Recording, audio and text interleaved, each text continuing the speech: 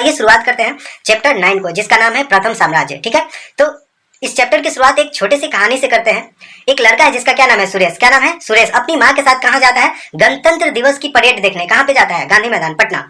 हर एक साल जो गणतंत्र दिवस, स्वतंत्रता दिवस और गणतंत्र दिवस दोनों, यानी कि 15 अगस्त और 26 जनवरी को क्या लगता है, वहां पे झांकी निकाली जाती है। कहाँ पे, पटना, गांधी मैदान में। अगर आप पटना से तो जरूर देखे होंगे, और अगर और भी दूसरे क्या है जिले से हैं तो आकर के पटना में आप देख सकते हो, वहां पे क्या परेड निकाला जाता है। जैसे दिल्ली में राजपथ पे क्या निकाला जाता है, परेड निकाला जाता है, ठीक उसी तरीके से पटना में भी क्या निकाला जाता है, परेड निकाला जाता है। तो क्या करा है कि पटना के गांधी मैदान में सुरेश और उसकी माँ जाती है क्या देखने, झांकी देखने के लिए जाते हैं।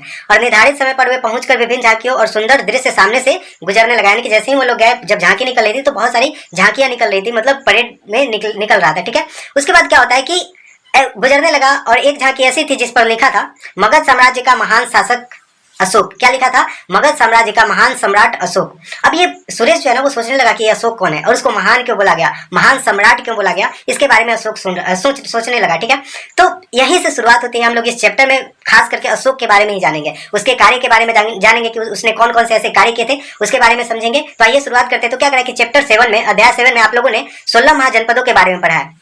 हम लोग पढ़े थे 16 महाजनपद के बारे में, और उन 16 महाजनपदों में कुछ प्रमुख जो महाजनपद थे वो कौन थे, मगध हो गया, कौशल हो गया, अवंती हो गया, या फिर ये अंग हो गया। ये कुछ क्या थे, महत्वपूर्ण महाजनपद थे। ठीक है, अब क्या करें कि ये सारे महाजनपद, ये जितने भी 16 महाजनपद थे, ये धीरे धीरे क्या होते गए, मगध साम्राज्य के अधीन होते जा रहे थे। हम लोगों ने जाना था कि जो 16 महाजनपद थे वो धीरे धीरे क्या होते जा रहे थे, मगध साम्राज्य के अधीन होते जा रहे थे। अधीन होने का मतलब क्या है कि उसके कब्जे में, यानी कि जितने भी जो 16 महाजनपद थे, इन सभी महाजनपदों को सबसे जो ताकतवर था वो मगध महाजनपद था। तो ये क्या किया कि जितने भी और भी बाकी जो महाजनपद थे उनको अपने कब्जे में क्या किया जा रहा था, लेते जा रहा था, आप सबको हथियाते जा रहा था, जीतते जा रहा था, उस पर कब्जा करते जा रहा था। और मगध राज्य दूसरे राज्यों को सैन्य विजय एवं वैवाहिक संबंधों से अपने मिलाकर बड़ा साम्राज्य होते जा रहा था। यानी कि दो तरीका अपनाता था, यानी कि जो मगध के राजा होते थे वो दो तरीके से किसी भी महाजनपद को अपने में मिला लेते थे। पहला, या तो सैन्य शक्ति के द्वारा, सैन्य शक्ति करने का मतलब क्या हुआ कि या तो अपनी सेना के द्वारा, अगर कोई राजा से युद्ध लड़ करके, यानी कि जो सामने वाला, मान लीजिए यहाँ पे एक अलग महाजनपद है और ये है मगध, तो मगध का शासक क्या करेगा कि इस महाजनपद पे अटैक कर देगा और यहाँ के जो राजा है उनको हरा करके इनका जो साम्राज्य है वो अपने साम्राज्य में मिला लेगा। तो ये एक तरीका हुआ। दूसरा तरीका क्या होता था, वैवाहिक संबंध स्थापित करके। जैसे हम लोगों ने बिंबिसार के बारे में पढ़ा था, बिंबिसार कितनी शादियां की थी, 3 शादियां की थी। और इस तरीके से, यानी कि एक हो गया यहाँ पे लिच्छवी जो गणतंत्र था उसमें, साथ ही साथ यहाँ कौशल नरेश की बेटी से शादी किया था। और इस तरीके से वैवाहिक संबंध स्थापित करके भी राजा क्या करता था, अपने साम्राज्य का विस्तार करता था। उसको दहेज के रूप में क्या मिल जाता था, एक बड़ा सा प्रांत मिल जाता था कि ले जाइए ये दहेज के रूप में। तो इस तरीके से जो राजा होते थे वो क्या करते थे, अपने साम्राज्य का विस्तार करते थे। पहला, या तो सैन्य विजय के द्वारा, या फिर दूसरा वैवाहिक संबंध स्थापित करके। ठीक है, अब क्या करें कि 273 ईसा पूर्व में क्या हुआ कि 273 ईसा पूर्व अपने पिता बिंदुसार के बाद अशोक मगध का सम्राट बनता है। अब यहाँ पे बात आती है बिंदुसार की। तो होता क्या है कि 273 ईसा पूर्व में, तो होता क्या है कि 273 ईसा पूर्व में अपने पिता बिंदुसार के बाद अशोक क्या बनता है, मगध का सम्राट बनता है। क्या बनता है, मगध का सम्राट कौन बनता है, अशोक। इसके साम्राज्य की राजधानी आज का पटना, जो कि पाटलिपुत्र थी, यानी कि आज जो पटना है उसका प्राचीन नाम क्या है, पाटलिपुत्र। तो पाटलिपुत्र उस समय क्या थे, मगध की राजधानी थी। और यहाँ पे आप देख सकते हैं कि ये जितने भी जो 16 महाजनपद थे, इन सभी को क्या करते जा रहा था, मगध जीतते जा रहा था। धीरे धीरे करके अपने साम्राज्य को क्या करते जा रहा था, विस्तार करते जा रहा था, साम्राज्य विस्तार करते जा रहा था। तो यहाँ पे अशोक जब शासक बनता है तब क्या होता है कि अशोक जब शासक बनता है तो क्या होता है कि जब राज्य बहुत बड़ा हो जाता है तब उसे साम्राज्य कहते हैं। तो यहाँ पे जान लेते हैं कि साम्राज्य क्या होता है। तो जो राज्य है जब वो बहुत बड़े हो जाते हैं तो उनको क्या बोलते हैं, साम्राज्य बोलते हैं। अशोक जिस समय साम्राज्य पर शासन करता था उसकी स्थापना उसके दादा चंद्रगुप्त मौर्य ने आज से लगभग 2300 वर्ष पहले की थी। यानी कि जिस समय जब अशोक शासन कर रहा था तो जिस एरिया पे, यानी कि जिस साम्राज्य पे अशोक शासन कर रहा था उसकी स्थापना कौन किए थे, तो उसके स्थापना कौन किए थे, उसके दादा कौन, चंद्रगुप्त मौर्य। तो चंद्रगुप्त मौर्य का पोता था कौन, अशोक। सोच के देखिए, आपके दादाजी भी आपके लिए इतने बड़े इंपायर खड़ा करके चले जाए। तो क्या होता है यहाँ पे कि अशोक के जो दादा थे वो इतने बड़े इंपायर, यानी कि इतने बड़े साम्राज्य को खड़ा करके गए थे। तो क्या करें यहाँ पे, अच्छा तो ये जानते हैं कि जो बिंबिसार था ना, कुछ वंश इसके बीच में आए थे। जैसे यहाँ पे चंद्रगुप्त जो मौर्य वंश था, जो अशोक था वो किस वंश का शासक था, तो मौर्य वंश का शासक था। तो मगध पे शासन, मौर्य वंश का शासन आने से पहले और भी कुछ वंश थे जिनका शासन था। सबसे पहले तो था किसका, हर्यक वंश का, जिसका शासक था बिंबिसार।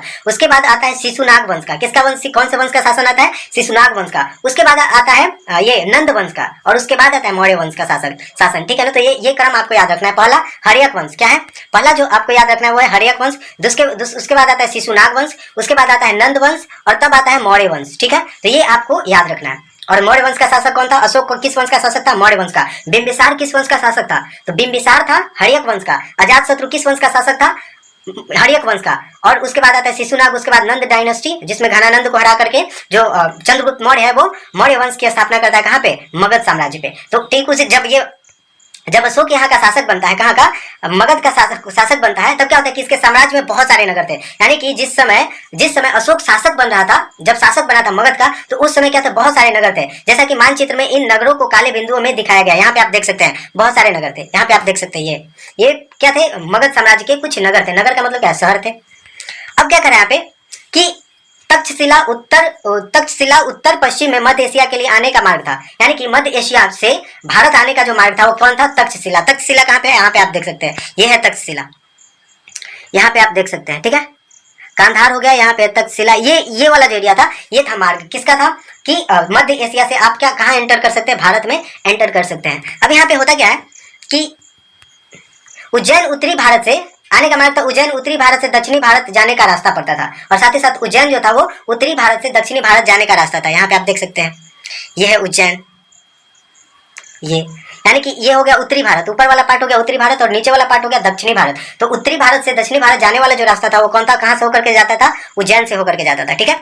अब आगे क्या कर रहा है कि जैसे रास्ता पड़ता नगरों, क्या है कि नगरों में व्यापारी, सरकारी अधिकारी और शिल्पकार रहते थे। तो ये जो नगर थे, ये जितने सारे नगर आपने देखे, इन नगरों में कौन लोग रहते थे? तो व्यापारी लोग रहते थे, सरकारी अधिकारी जो राजा के लिए कार्य करते थे, साथ ही साथ शिल्पकार रहा करते थे। शिल्पकार करने का मतलब क्या है कि जो वस्तुएं निर्माण करते थे वो लोग रहते थे। कहाँ पे? नगरों में। साथ ही साथ साम्राज्य के अलग अलग क्षेत्रों में बसने वाले लोगों के खान पान और पोशाक आदि में भिन्नता थी। यानी कि ऐसा नहीं था कि मगध साम्राज्य के जितने भी लोग हैं, जितने बड़े एरिया में फैला हुआ है मगध साम्राज्य, सभी जो लोग हैं वो एक ही तरीके से, एक ही ढंग से रहते हैं, ऐसा नहीं था। अलग अलग क्षेत्रों में अलग अलग तरीके के जो लोग रहते थे, उनका जीवन जीने का जो तरीका था वो अलग अलग था। साथ ही साथ क्या करें कि मौर्य साम्राज्य का मूल क्षेत्र नंद साम्राज्य का क्षेत्र था, जिस पर चंद्रगुप्त मौर्य ने अधिकार किया था। यानी कि मगध साम्राज्य उसी मौर्य साम्राज्य जो था वो उसी क्षेत्र में था जिस क्षेत्र पे नंद वंश का शासन चल रहा था। हम लोग जाने थे कि ये एरिया, इस पे नंद वंश शासन कर रहा है, ठीक है।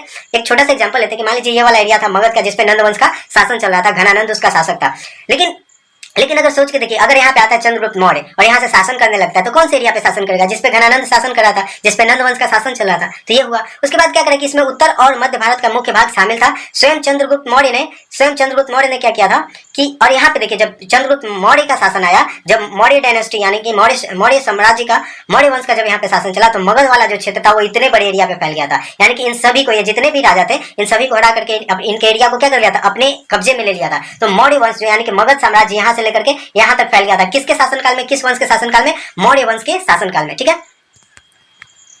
अब क्या करा है कि पश्चिमोत्तर में कंधार एवं कश्मीर का क्षेत्र, पश्चिम में सौराष्ट्र और दक्षिण में कर्नाटक तक विजय अभियान किया था। यानी कि जो चंद्रगुप्त मौर्य था वो खुद क्या किया था कि पश्चिमोत्तर में गांधार तक, यहाँ तक, गांधार कहाँ पे है? तो इस एरिया में, पश्चिमोत्तर में गांधार तक, इस एरिया तक, और साथ ही साथ अगर बात करें दक्षिण पश्चिम में, तो यहाँ पे कर्नाटक और महाराष्ट्र तक, यानी कि इस वाले एरिया तक खुद चंद्रगुप्त मौर्य अपनी सेना लेकर के आया था, और यहाँ के जितने भी राजा थे इनको हरा करके इनके एरिया को क्या कर लिया था? अपने कब्जे में ले लिया था, और यहाँ पे मौर्य वंश की स्थापना किया था, ठीक है। तो मगध साम्राज्य चंद्रगुप्त मौर्य के शासनकाल तक इस एरिया तक, यानी कि यहाँ पे देख सकते हैं पूरे क्षेत्र पे क्या कर गया था? फैल गया था, इसका प्रभाव था। अब क्या करा कि अभियान क्या था? इस विशाल साम्राज्य में अशोक ने कलिंग का क्षेत्र समाहित किया, लेकिन इसके बाद उसने युद्धों का परित्याग कर कल्याणकारी उपायों से शासन चलाने का निर्णय लिया। अब यहाँ पे होता क्या है कि इतने बड़े क्षेत्र पे ये शासन चल रहा था, लेकिन कलिंग कहाँ पे है? तो कलिंग जो आज के उड़ीसा वाला क्षेत्र है, यहाँ पे आप देख सकते हैं आज का जो उड़ीसा वाला क्षेत्र है, ये वाला जो एरिया है, ये वाला जो एरिया है, इस एरिया में क्या था? कलिंग साम्राज्य था, ठीक है। तो कलिंग को अपने हिस्से में मिलाया, कौन मिलाया? अशोक। लेकिन जब ये अशोक कलिंग को अपने हिस्से में मिला रहा था, एक एरिया बच गया था कलिंग वाला, तो कलिंग वाले हिस्से को जब अशोक अपने हिस्से में मिला रहा था, वहां पे क्या हुआ था? भीषण युद्ध हुआ था। क्या हुआ था? भीषण युद्ध हुआ था, जिसमें लाखों लोग मारे गए थे, और लाखों लोग विधवा हो गए, बहुत सारे घायल हो गए, और क्या है कि बहुत सारे साधु सन्यासी की मौत हुई। इन सबको देख करके जो अशोक है उसको बहुत बड़ा दुख हुआ, और उसने बोला कि हम युद्ध का क्या कर देते? परित्याग कर देते। परित्याग करने का मतलब क्या हुआ कि त्याग देना, छोड़ देना। युद्ध करने की जो मनसा है अशोक का, उसको त्याग दिया अशोक ने, और उसने क्या कि कल्याणकारी उपायों से शासन चलाने का निर्णय लिया। उसने बोला कि अब आज के बाद हम क्या करेंगे? युद्ध नहीं करेंगे, जिससे लोगों को नुकसान हो, ऐसा हम कार्य नहीं करने वाले हैं, ठीक है। और यहाँ से कल्याणकारी राज्य की स्थापना करने का निर्णय लेता है कौन? अशोक लेता है, और युद्ध का परित्याग कर देता है, हथियार डाल देता है, बोलता है कि आज के बाद हम युद्ध नहीं करेंगे, ठीक है। अब यहाँ पे हमें देखना है क्या? साम्राज्य का प्रशासन, यानी कि मगध इतने बड़े एरिया पे फैला हुआ था, आप देख सकते हैं इतने बड़े क्षेत्र पे जो मगध है वो फैला हुआ था। तो यहाँ की जो शासन व्यवस्था है, लोग एक रूल रेगुलेशन की तरह रहे और सभी लोग राजा को टैक्स दें, तो इस चीज की व्यवस्था करने के लिए कहीं ना कहीं से कैसे हो, ये सारी व्यवस्थाएं कैसे हो, लोग अच्छे तरीके से समाज जो साम्राज्य उसमें लॉ एंड ऑर्डर बना रहे, लोग राजा का सम्मान करें, राजा की बातों को माने, इस चीज की देखरेख करने के लिए राजा का क्या होता था, प्रशासन होता था, यानी कि राजा के अधिकारी होते थे जो इन सब कार्यों की देखरेख करते थे। तो उनके बारे में हम लोग जान लेते हैं। ठीक है, तो क्या करें यहाँ पे कि बच्चों आप सभी ने देखा कि अशोक एक विशाल साम्राज्य का क्या था, सम्राट था। सम्राट का मतलब क्या होता है, राजा। तो क्या करें कि इतने बड़े राज्य पर अकेले शासन करना क्या था, आसान नहीं था। क्या इतना पॉसिबल है कि इतने बड़े क्षेत्र पे, यानी कि अफगानिस्तान से लेकर के यहाँ कर्नाटक तक और इधर वेस्ट बंगाल तक, बांग्लादेश तक, यानी कि पूरा ये जितना भी एरिया है, इन सभी पे क्या था, मगध साम्राज्य था। तो क्या एक अकेला शासक इतने बड़े क्षेत्र पे शासन कर सकता है? नहीं कर सकता है। उसको सहयोग करने के लिए क्या होने चाहिए, मंत्री होने चाहिए, अधिकारी होने चाहिए, कर्मचारी होने चाहिए, बहुत सारे लोगों की आवश्यकता होती है। तो क्या करें कि इस विशाल साम्राज्य के प्रशासन के विषय में भी समझना आवश्यक है।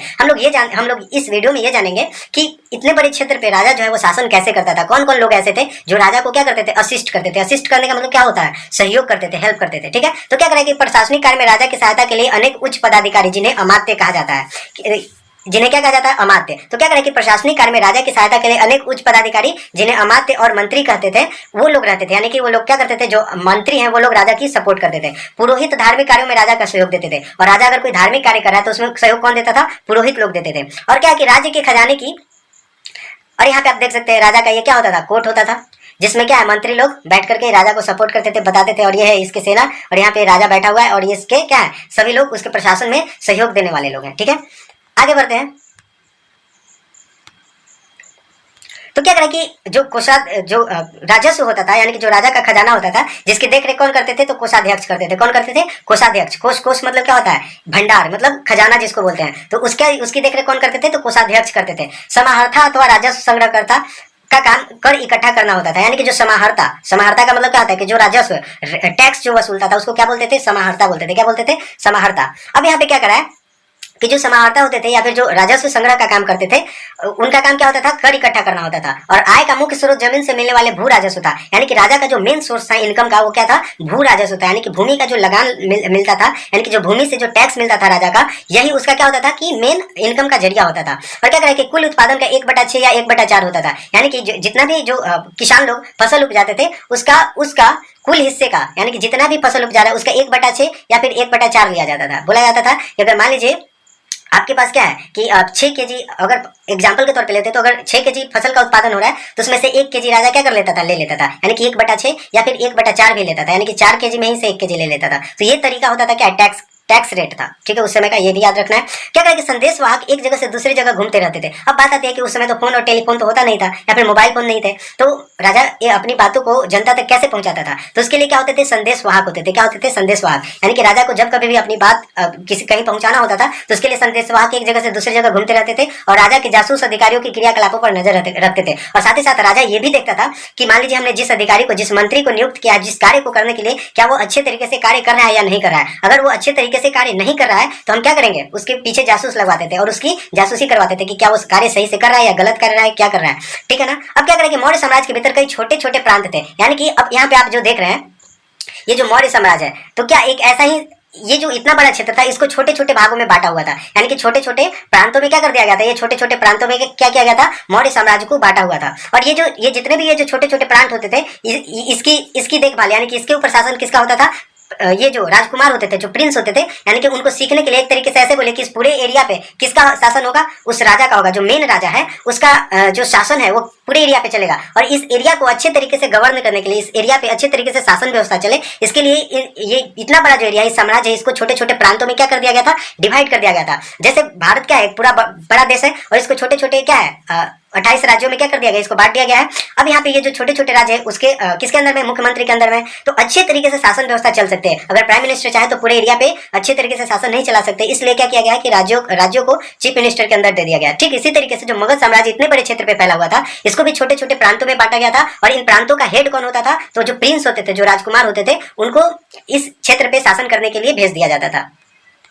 आगे देखते हैं। अब क्या होता है कि यहाँ पे मौर्य साम्राज्य के भीतर कई छोटे छोटे प्रांत है, इनमें 4 प्रांत जैसे कि मगध हो गया, तक्षशिला, उज्जैन और स्वर्णगिरी प्रमुख थे। यानी कि जितने भी प्रांत थे उनमें 4 प्रमुख प्रांत थे। कौन कौन थे, तो एक हो गया मगध, दूसरा हो गया तक्षशिला, तीसरा हो गया उज्जैन और चौथा हो गया स्वर्णगिरी। अशोक अपनी राजधानी पाटलिपुत्र से शासन करता था। यानी कि जब अशोक शासन कर रहा था, मगध साम्राज्य का जब शासक था कौन, अशोक, तो उसकी राजधानी कहाँ थी, पाटलिपुत्र, आज का पटना। ठीक है,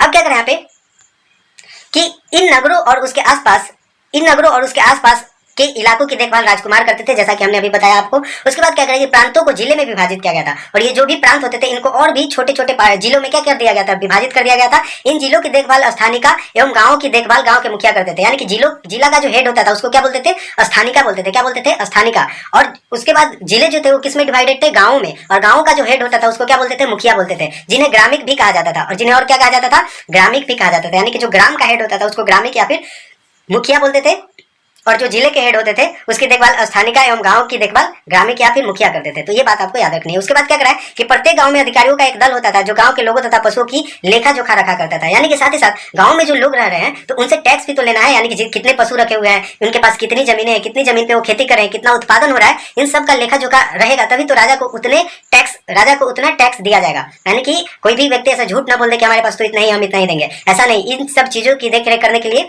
क्या होता था कि कुछ अधिकारियों का दल होता था गाँव में, जो जितने भी लोग हैं जिनके पास कितनी संपत्ति है, कितनी जमीनें हैं, कितनी जमीनें पे क्या हो रहा है कि कृषि हो रहा है, कितना उत्पादन हो रहा है, कितनी जानवर हैं, उन सभी का लेखा जोखा लोग रखते थे, और उनसे क्या लिया जाता था, उसके बदले टैक्स लिया जाता था। अब क्या करा है कि करो की, और ये जो लोग थे, ये जो अधिकारी होते थे जो गांव में इन सब चीज की देखरेख करते थे, यहाँ से लोगों से टैक्स वसूल करके बड़े अधिकारियों के पास क्या करते थे, टैक्स को देते थे। अब क्या करा है कि नगर का प्रशासन परिषद और उसकी 6 समितियां देखती थी, जिनके अधीन अलग अलग विभाग होते थे। ठीक है, आगे क्या करा यहाँ पे कि न्याय प्रशासन के क्षेत्र में साम्राज्य का सबसे बड़ा जो न्यायाधीश होता था वो कौन होता था, सम्राट होता था। यानी कि अगर किसी को मान लीजिए अब साम्राज्य में रह रहे हैं, इतने बड़े क्षेत्र है, इतना बड़ा साम्राज्य है, इसमें जो रहने वाले लोग हैं, तो जाहिर सी बात है कि उनके बीच में क्या होगा, लड़ाई झगड़ा होगा। तो इस झगड़े का निपटारा कौन करता था, तो इस झगड़े का जो निपटारा करने वाला जो व्यक्ति था, जो सबसे बड़ा न्यायाधीश बोला जाता था, वो कौन होता था, सम्राट। यानी कि अगर मान लीजिए मगध साम्राज्य का जो सम्राट है अशोक, तो उसी को क्या बोला जाएगा, सबसे बड़ा न्यायाधीश माना जाएगा। यानी कि जितनी भी बातें हैं, लड़ाई झगड़े होगा, अगर फाइनल डिसीजन किसी का होगा तो किसका होगा, जो मेन सम्राट है अशोक है उसका होगा। ठीक है ना, तो ऐसा बोला जाता है। तो सबसे जो बड़ा न्यायाधीश है वो कौन माना जाता था, अशोक माना जाता था।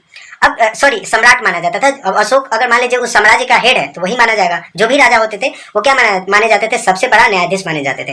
अब क्या करें कि नगरों तथा गाँव में अलग अलग न्यायालय थे, यानी कि गाँवों तथा नगरों में अलग अलग न्यायालय थे। यानी कि जो भी अगर मान लीजिए छोटे मोटे जो लड़ाई झगड़े उनको वहीं पे सुलझा दिया जाता था। और क्या करें कि बहुत से मामले साधारण पंचायतों द्वारा देखे जाते थे। यानी कि जो साधारण पंचायत है, जो विलेज का हेड है, मुखिया है, वही छोटा मोटा अगर कोई लड़ाई झगड़ा है, किसी का पशु किसी के खेत में जाकर के चल गया, फिर कुछ भी कोई चुरा लिया कोई छोटा सा वस्तु, तो उसके लिए अगर कोई लड़ाई झगड़ा हो रहा है तो उसकी देखरेख मतलब गाँव के जो मुखिया होते थे वही लोग देख लेते थे। उसके बाद क्या करा है कि सम्राट चाहता था कि न्यायाधीश जहां तक संभव हो अपने फैसले में और दंड देने में उदारता बरते। यानी कि जो सम्राट होता था वो चाहता था कि जो भी छोटे स्तर के जो लड़ाई झगड़े अगर उसमें किसी को दंड दिया जा रहा है तो जो न्यायाधीश हैं, जो न्याय देने वाले व्यक्ति हैं, वो लोगों के प्रति उदारता रखे। यानी कि ऐसा ना हो कि कड़ा दंड दे, मृत्यु दंड दे या फिर जो कुछ भी है, ऐसा नहीं, थोड़ी सी उदारता रखे। ये जो राजा है वो एक्सपेक्ट करता था जो भी न्यायाधीश न्याय देने का कार्य करते थे। ठीक है, अब आगे इसमें क्या है कि अशोक ने अपने शासन को अधिक मानवीय बनाने के लिए प्रजा के हित के लिए अनेक कार्य किए। अब जब अशोक शासन करा था ना, तो अपने शासन को यानी कि अपने साम्राज्य में जो लोग थे उनके लिए बहुत सारे कार्य किए। जैसे उसने मनुष्यों पशुओं के लिए चिकित्सालय खुलवाया। यानी कि जब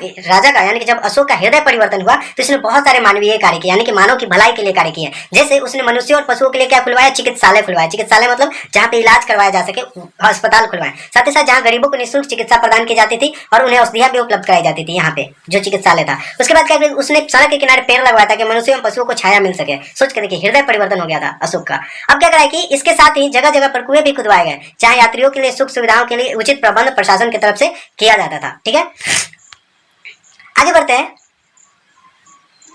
भारत में आज जहां उड़ीसा राज्य है वहां सम्राट अशोक के समय कलिंग नाम से क्या करें यहाँ पे कि वहां पे सम्राट अशोक के समय में कलिंग नाम का राज्य था। यानी कि आज जो उड़ीसा है वहां पे क्या है कि कलिंग नाम का एक राज्य था। अशोक ने कलिंग पर चढ़ाई की, यानी कि कलिंग को जीतने का प्रयास किया। यानी कि कलिंग पे जो साम्राज्य जिस राजा का शासन था उसको हराने का निर्णय किसने लिया, अशोक ने लिया। और यहाँ पे घमासान युद्ध हुआ। तो इधर से भी जो राजा थे वो बोले कि आज आवाज देख लेते हैं। इसमें क्या होता है कि अशोक यहाँ पे विजयी होता है और यहाँ पे भयंकर युद्ध होता है जिसमें बहुत सारे लोग मारे जाते हैं और कलिंग के लोग हार गए। कलिंग के जो लोग थे क्या हो गए, हार गए। युद्ध में हजारों सैनिक और नागरिक मारे गए, अनेक स्त्री बच्चे बेसहारा हुए। युद्ध जीतकर भी अशोक का मन दुख से भर गया। यानी कि इन सब चीजों को, इतने मारकाट को देख करके अशोक का जो मन है वो दुख से भर गया।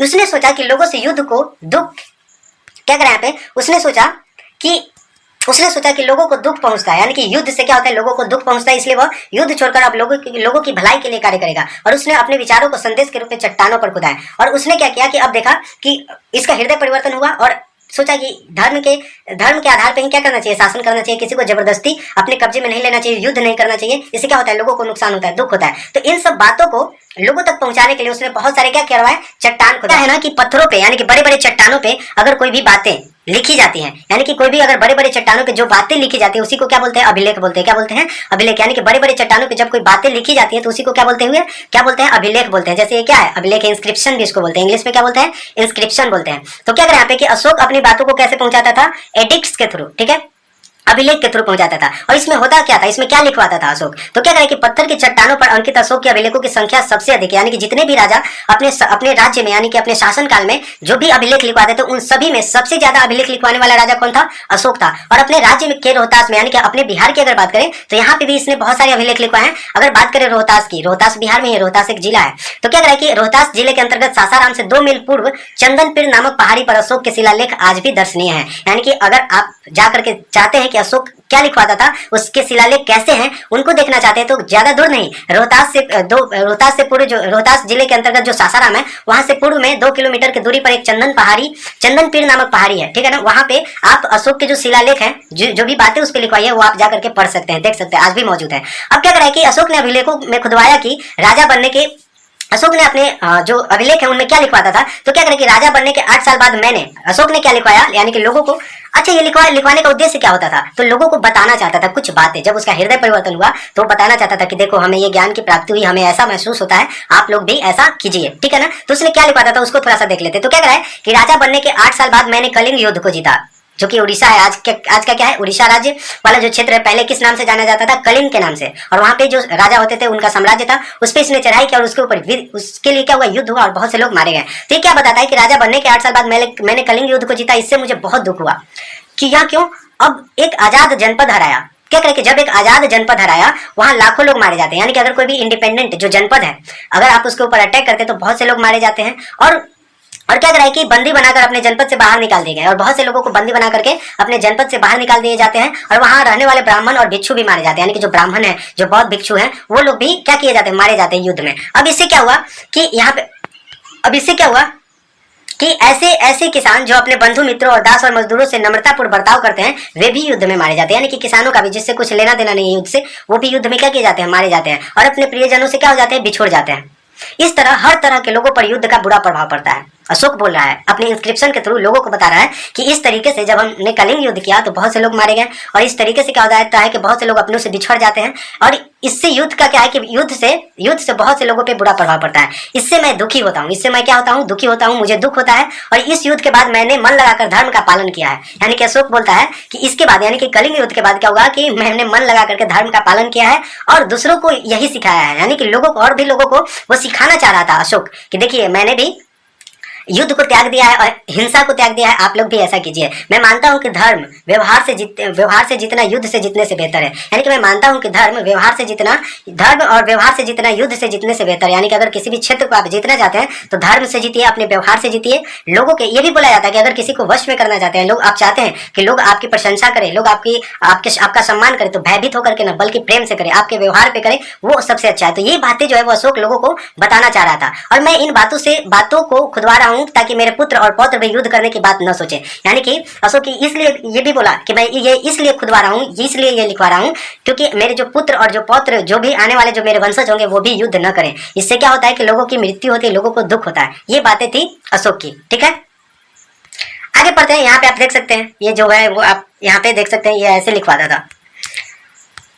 अब क्या करें कि अशोक का धर्म क्या पढ़ना है, अशोक का धर्म मतलब धर्म को धर्म भी बोलते हैं। तो अशोक का धर्म क्या था, ये कौन सी ऐसी बातें थी जो लोगों को बताना चाह रहा था। तो क्या करा कि अशोक ने जिस धर्म का रूप संसार के सामने रखा उसमें कई अच्छी बातें नहीं थी। यानी कि लोगों को अपने धर्म के बारे में बताया, अपने धर्म के बारे में बताया और उसमें बहुत सी अच्छी बातें थी। वो कौन कौन सी थी, तो अशोक ने अपने धर्म के माध्यम से उन आदर्शों में विश्वास रखता था जो मनुष्य को शांतिपूर्ण और सदाचारी बना सकते हैं। अशोक के धर्म में न तो कोई देवी देवता थे और न ही उसमें कोई व्रत उपवास या यज्ञ करने की बात कही गई थी। यानी कि अशोक ने जो धर्म बताया उसमें लोगों को सदाचारी और शांतिपूर्ण रहने की बातें थी। यानी कि लोग इसको अपना करके सदाचारी बन सकते थे, शांतिपूर्ण तरीके से रह सकते थे। और उसके धर्म में कोई भी देवी देवताओं की बातें नहीं थी। यानी किसी भी देवी देवता के बारे में नहीं लिखा गया था। नहीं ऐसा लिखा गया था कि आपको ये व्रत करना चाहिए, आप सदाचारी बनना चाहते हैं तो आप ये व्रत कीजिए, ये उपवास रखिए या ये यज्ञ कीजिए। ऐसा कोई बात अशोक ने नहीं बोला था। वो महात्मा बुद्ध के उपदेशों से काफी प्रभावित था। यानी कि अशोक के जीवन पे अगर किसी भी संत या किसी भी महात्मा का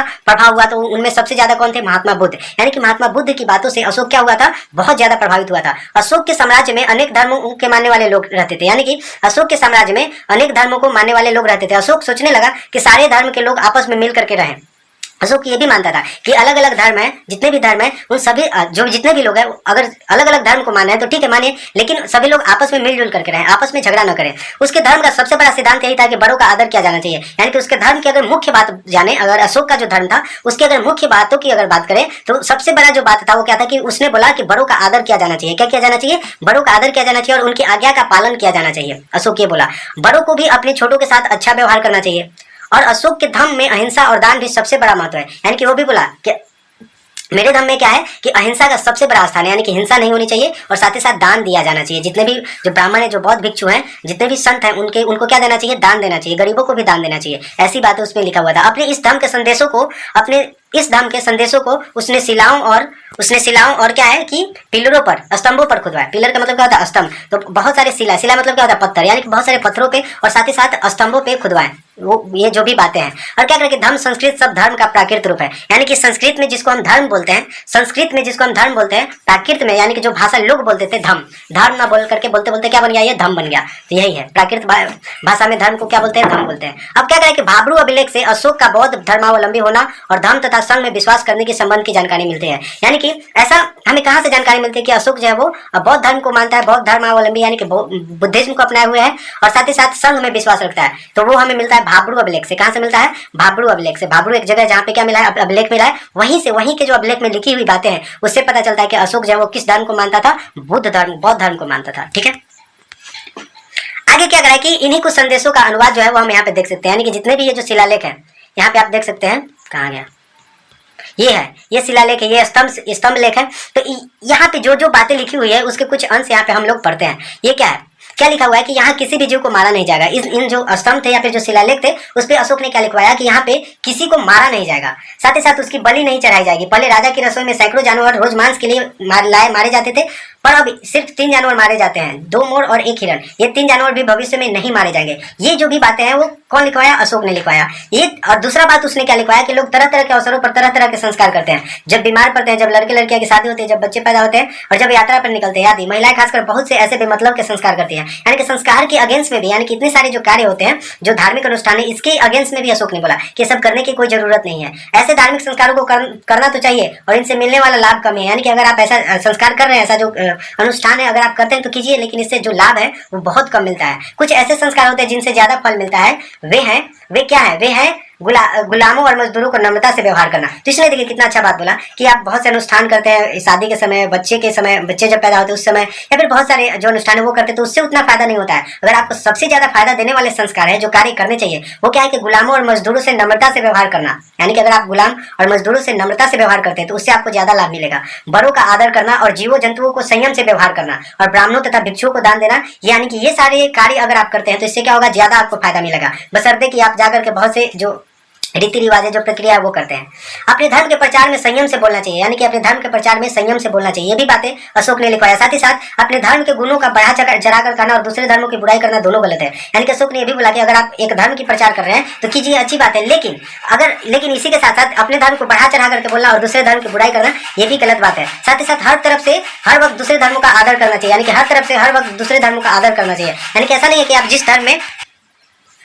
तो फ्रेंड्स, तीसरी बातें जो उसने अपने अभिलेखों पे लिखवाया वो क्या था कि अपने धर्म के प्रचार में संयम से बोलना चाहिए। यानी कि अगर मान लीजिए आप या तो किसी भी धर्म की प्रचार कर रहे हैं तो उसमें संयम से बोलिए। ऐसा ना हो कि किसी धर्म के अगेंस्ट में जाकर के अगर कोई बातें बोलते तो वो भी क्या है? गलत है। किसके अनुसार? अशोक के अनुसार। उसने बोला कि अगर आप धर्म की प्रचार करें तो संयम से बोलिए। साथ ही साथ अपने धर्म के गुणों को बढ़ा चढ़ा करके कहना और दूसरे के धर्मों की बुराई करना, ये दोनों गलत है। यानी कि अपने धर्म के गुण जितने भी अच्छाई है उनको बढ़ा चढ़ा करके बोल रहे हैं मेरे में ये है, मेरे में ये है, और दूसरे की अगर अच्छाई है तो उसको बुराई बना करके पेश कर रहे हैं लोगों के सामने, तो भी क्या है? वो भी गलत है। है, यानी कि दोनों बातों को गलत बताया। किसने? अशोक ने। और ये भी बोला कि हर तरफ से हर वक्त दूसरे धर्मों का आदर करना चाहिए, यानी कि अगर आप जिस धर्म है उसका तो आदर करें ही करें, और सामने वाला अगर कोई दूसरा धर्म के लोग भी हैं या फिर जो अगर कोई दूसरा धर्म है उसका भी आदर करना चाहिए, और उनसे भी अपेक्षा की जाती है कि वो भी अपने धर्म का आदर करे, साथ ही साथ और भी जो दूसरे धर्म है उनका भी आदर करें। अगर कोई अपने धर्म की बड़ाई करता है और दूसरे धर्म की बुराई करता है तो असल में वो अपने धर्म को ही नुकसान पहुंचाता है। यानी कि ये बातें किसने बोली है? अशोक ने बोली है। क्या? कि अगर आप अपने धर्म की बड़ाई करें और दूसरे की बुराई करें तो इससे आप किसी उस जिस धर्म की बुराई करे उसकी नुकसान नहीं पहुंचा रहे, खुद आप जिस धर्म के हैं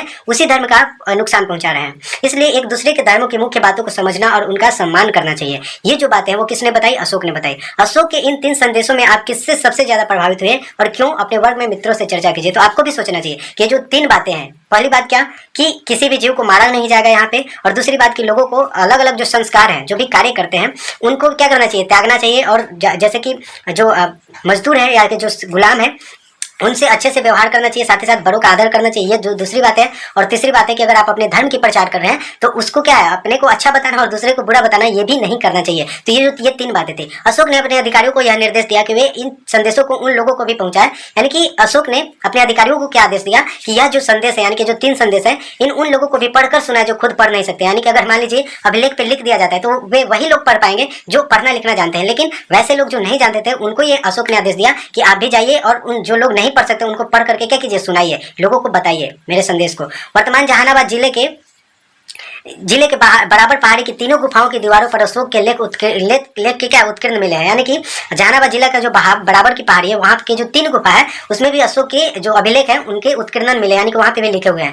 इसमें अशोक द्वारा आजीवक संप्रदाय के साधुओं तथा आवास के लिए गुफा दान में दिए जाने का विवरण सुरक्षित है, यानी कि इसमें जो भी आजीवक संप्रदाय के जो साधु संत थे उनके लिए जो भी जो रहने की व्यवस्था करवाया था, जो भी व्यवस्था जो भी फैसिलिटीज प्रोवाइड करवाया था, किसके द्वारा? अशोक के द्वारा करवाया गया था। उसका यहाँ पे विवरण यहाँ पे कहाँ पे मिल सकता है? बराबर की गुफाओं की पहाड़ियों में। ठीक है, बराबर पहाड़ी की गुफाओं में। अब आगे क्या है कि उसकी राजाज्ञा, यानी कि जो अशोक की जो राजाज्ञा थे वो विभिन्न लिपियों में लिखी गई थी। यानी कि लिपि का मतलब क्या होता है कि जिस लैंग्वेज में, जिस भाषा में लिखी गई, यानी कि इसको क्या कहा जाता है? अगर मान लीजिए हिंदी भाषा है तो ई लिखना, ई क्या है? इसकी लिपि कहलाती है। ठीक है, यानी कि जो साइन होते हैं, अगर ऐसे हम बना देंगे तो ये ई हो जाएगा, ऐसे बना देंगे तो ये क्या हो जाएगा? ये जो साइन है एक तरीके का चिन्ह है ना, तो इसी को क्या बोलते हैं? लिपि बोलते हैं। तो जो अशोक के जो क्या अभिलेख है वो अलग अलग लिपियों में लिखे गए हैं। अधिकांश जो राजाज्ञा यानी कि अधिकांश जो राजाज्ञा कहने का मतलब क्या हो कि राजा की आज्ञा, यानी कि जो राजा आदेश दे रहा है उसको कहीं पे लिखा जाता है तो क्या बोलते हैं? राजाज्ञा बोलते हैं। तो क्या करें कि अधिकांश जो राजाज्ञा है वो ब्राह्मी लिपि में लिखी गई है। किस लिपि में लिखी गई है? ब्राह्मी लिपि में। तो ये भी आपको याद रखना है कि अशोक की जो अधिकांश जो अभिलेख है वो किस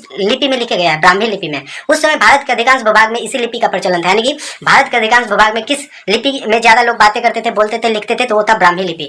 और क्या करें कि 1837 ईस्वी में जेम्स प्रिंसेप नामक अंग्रेज विद्वान ने सर्वप्रथम ब्राह्मी लिपि को पढ़ा था। तो ये भी आपको याद रखना है कि जो अशोक के अभिलेख थे इसको 1837 से पहले कोई नहीं पढ़ा था, कोई समझ ही नहीं पाता था, लेकिन 1837 में एक जेम्स प्रिंसेप नाम के वैज्ञानिक थे, यानी कि अंग्रेजी विद्वान थे, जिन्होंने ब्राह्मी लिपि को पढ़ सके, यानी कि समझे कि अच्छा ये लिखा हुआ है। ब्राह्मी लिपि के कुछ अक्षरों में अपनी पहचान के अक्षर को ढूंढिए, यानी कि यहाँ पे दिया गया है, ये है ब्राह्मी लिपि। इसी में आपको क्या करना है कि ढूंढना है कि कौन सा ऐसा लैंग्वेज है, कौन सा ऐसा चिन्ह है जो आपके लैंग्वेज में भी, यहाँ पे हिंदी में भी दिखाई देती है। ढूंढिए चश्मा लगा के। आगे क्या है? शुरू किया तो क्या करा कि अशोक ने अपने संदेशों को दूसरे देशों में भी पहुंचा। और क्या है कि उसके अधिकारी मिस्र, यूनान, बर्मा आदि देशों में गए। यानी कि इसके जो अधिकारी थे वो किस किस देशों में गए? तो यूनान, मिस्र और बर्मा में गए। और अशोक ने पुत्र महेंद्र और पुत्री संघमित्रा के नेतृत्व में अधिकारियों का एक दल श्रीलंका को भेजा। यानी कि श्रीलंका में भी अपनी बातों के, यानी कि बौद्ध धर्म के प्रचार के लिए जो अशोक है वो अपने पुत्र और पुत्र का नाम क्या था? महेंद्र, और पुत्री का नाम क्या था? संघमित्रा के नेतृत्व में एक बड़े अधिकारी के दल को कहां भेजा? श्रीलंका में भेजा। और अशोक की राजाज्ञाएं चट्टानों के साथ साथ बलुआ पत्थर के ऊंचे स्तंभ पर भी खोदे गए। यानी कि जो अशोक की राजाज्ञाएं थे, अशोक के जो ऑर्डर थे वो कहाँ पे? चट्टानों के साथ साथ बलुआ पत्थर से बने हुए जो पिलर होते थे, यहाँ पे आप देख सकते हैं बलुआ पत्थर से जो बने हुए पिलर होते थे वहां पे भी इसने क्या किया? लिखवाया। यहाँ पे आप देख सकते हैं ये है। ठीक है, तो इस पे भी इसने क्या किया? लिखवाया। साथ ही साथ और क्या करा है कि स्तंभों पर की गई पॉलिश आज भी शीशे की तरह चमकती है। यानी कि इस पे जो पॉलिश की गई थी लिख करके वो आज भी शीशे की तरह चमकती है। प्रत्येक स्तंभ के शीर्ष पर हाथी, सांड या सिंह की प्रतिमा बनाई गई थी। यानी कि जितने भी स्तंभ थे, यहाँ पे आप देख सकते हैं, जितने भी स्तंभ थे उनके ऊपर क्या बनाया गया था? हाथी या फिर शेर। यहाँ पे आप देख सकते हैं ये हाथी या फिर शेर बनाए गए थे, जैसा आप यहाँ पे देख सकते हैं। ये जो स्तंभ हो गए इनके ऊपर क्या बनाए गए थे? हाथी या फिर शेर के चिन्ह बनाए गए थे, जितने भी स्तंभ होते थे, और उस पर कुछ लिखा हुआ होता था। यहाँ पे आप देख सकते हैं ये। ठीक है, अब क्या करा है कि प्रत्येक स्तंभ के शीर्ष पर क्या होता था, या तो हाथी होता था, सांड होता था, या फिर सिंह की प्रतिमा बनाई गई थी। और सारनाथ के स्तंभ के शीर्ष पर चार सिंह बनाए गए थे। यानी कि जो सारनाथ में एक स्तंभ बनाया गया था उस पर क्या बनाए थे, उस स्तंभ के ऊपर क्या बनाए गए थे, चार सिंह बनाए गए थे। यहाँ पे आप देख सकते हैं। और 26 जनवरी 1950 को यहाँ पे बनता है। तो चार सिंहों को, इसी बनावट को राष्ट्रीय चिन्ह के रूप में क्या किया जाता है, स्वीकार किया जाता है। यानी कि अपने राष्ट्रीय चिन्ह के रूप में, यानी कि अपना हमारा जो एम्बलेम होगा, एम्बलेम बोलते हैं राष्ट्रीय चिन्ह को, क्या बोलते हैं, प्रतीक जिसको बोलते हैं, उसको इंग्लिश में क्या बोलते हैं, एम्बलेम बोलते हैं। तो जो राष्ट्रीय नेशनल एम्बलेम जो है हमारा, वो क्या होता है, चार सिंह होता है। और क्या करा है कि जो अशोक का जो सारनाथ वाला एडिक्ट था, जो सारनाथ वाला स्तंभ था, वहीं से ये क्या किया गया है, चार सिंह को लिया गया है अपने राष्ट्रीय चिन्ह प्रतीक के रूप में। और क्या करा है कि भारत के राष्ट्रीय चिन्ह में एक गोलाकार शीर्ष फलक पर एक, क्या करें कि जो भारत के राष्ट्रीय चिन्ह में एक गोलाकार शीर्ष फलक पर एक के पीछे एक बैठे चार सिंह की आकृति है, जिसमें चौथा दिखाई नहीं देता है, और जिसके मध्य में एक 24 तिलियों से युक्त चक्र पहिया। इसके अंतर्गत क्या है कि इसके अंतर्गत क्या है कि शीर्ष पर एक हाथी, एक शीर्ष पर क्या है, घोड़े, और एक सांड और एक सिंह की ऊंची उभरी हुई आकृति अलंकृत है, जो मध्यवर्ती चक्र द्वारा विभाजित है। यहाँ पे आप देख सकते हैं, यहाँ पे आप देख सकते हैं, ये है, ये इसके चार सिंह है, एक हो गया, दो हो गया, तीन हो गया, इसके पीछे भी एक क्या होगा, सिंह होगा, और साथ ही साथ बीच में क्या है, चक्र है, और यहाँ पे क्या है, सिंह है, तब विभाजित है। इस चिन्ह के नीचे की ओर सत्यमेव जयते देवनागरी लिपि में अंकित है। यानी कि जो चिन्ह है इसके नीचे क्या लिखा गया है, सत्यमेव जयते लिखा हुआ है, और साथ ही अर्थात सत्य की ही विजय होती है। सत्यमेव जयते का मतलब क्या होता है, अर्थात सत्य की ही विजय होती है। बिहार के चंपारण में, अब देखिए बिहार के चंपारण जिले में रधिया ग्राम के निकट अरेराज नामक स्थान पर लौरिया अरेराज स्तंभ दर्शनीय है। यानी कि यहाँ पे भी क्या है, अशोक के स्तंभ बनाया गया है। कहाँ पे, लौरिया अरेराज में, जो कि चंपारण जिले के रधिया ग्राम में है। ठीक है, ये याद रखना है। उसके बाद क्या करा है कि बिहार के रामपुरवा में मिला अशोक स्तंभ का हिस्सा। यहाँ पे आप देख सकते हैं, यह है अशोक स्तंभ का हिस्सा, जो कि कहाँ मिला है, बिहार के रामपुरवा में मिला। अभी इसे राष्ट्रपति भवन में रखा गया, इसको अभी कहाँ रखा गया है, राष्ट्रपति भवन में। और अगर कि इस प्रकार आप लोगों ने सम्राट अशोक के साम्राज्य विस्तार, शासन व्यवस्था, न्याय प्रणाली और उसके धर्म में निहित तथ्यों को जाना और समझा। ठीक है ना। तो क्या करें कि आपने कई राजाओं के बारे में पढ़ा होगा, क्या अशोक आपको इन सबसे अलग दिखता है, और दिखता है तो क्यों, चर्चा करें। ठीक है, तो ये होता है आपका चैप्टर जो 9 है वो कंप्लीट। तो आइए शुरुआत करते हैं। तो क्या करें, एक लड़का, एक छोटी सी स्टोरी उसको पढ़ लेते हैं। तो क्या है कि एक लड़का है आनंद। अब ये आनंद के जो पिताजी है, आनंद जो है वो कहाँ पे रहता है, पटना जिले का एक गाँव है अकबरपुर, वहाँ पे रहता है। और इसके पिताजी है वो किसान है। ठीक है ना। और वो चावल जो है अपने बेटा की मंडी में जाकर के बेच करके यहीं आए थे, और साथ ही साथ धान काटने के लिए उन्होंने अपना जो हसुआ है, जो औजार है, वो लोहार के पास ले जाते हैं पजवाने के लिए। और उन्हीं के साथ जो आनंद है वो जाता है कहाँ पे, लोहार के दुकान पे, और वहीं पे जाकर के देखता है। तो उसके मन में एक ख्याल आता है। क्या ख्याल आता है कि ये जो लोहा है ना, इसका सबसे पहले यूज कब हुआ था, और इसका यूज जो है, उपयोग जो है, वो कृषि कार्य में कब से हो रहा है, और इसके उपयोग से कृषि कार्य में क्या प्रभाव पड़ा है, इसका क्या महत्व होगा, क्या महत्व है कृषि कार्य में लोहे का। और वहीं पे उसके शिक्षक जो हैं वो आए हुए होते हैं, और वही बताते हैं कि हम लोग, उसके जो शिक्षक है वो आनंद को बोलते हैं कि हम लोग जो है ना वो जो अकल का जो क्लास होगा, मतलब इसके शिक्षक बोलते हैं कि हम लोग अगले दिन आनंद तुमको हम बताएंगे क्या कि लोहे का उपयोग कब से शुरू हुआ है, और इसका कृषि के ऊपर क्या प्रभाव पड़ा है। ठीक है ना। तो आइए हम लोग भी अपना जो चैप्टर है उसकी शुरुआत करते हैं और वो पढ़ते हैं। ठीक है।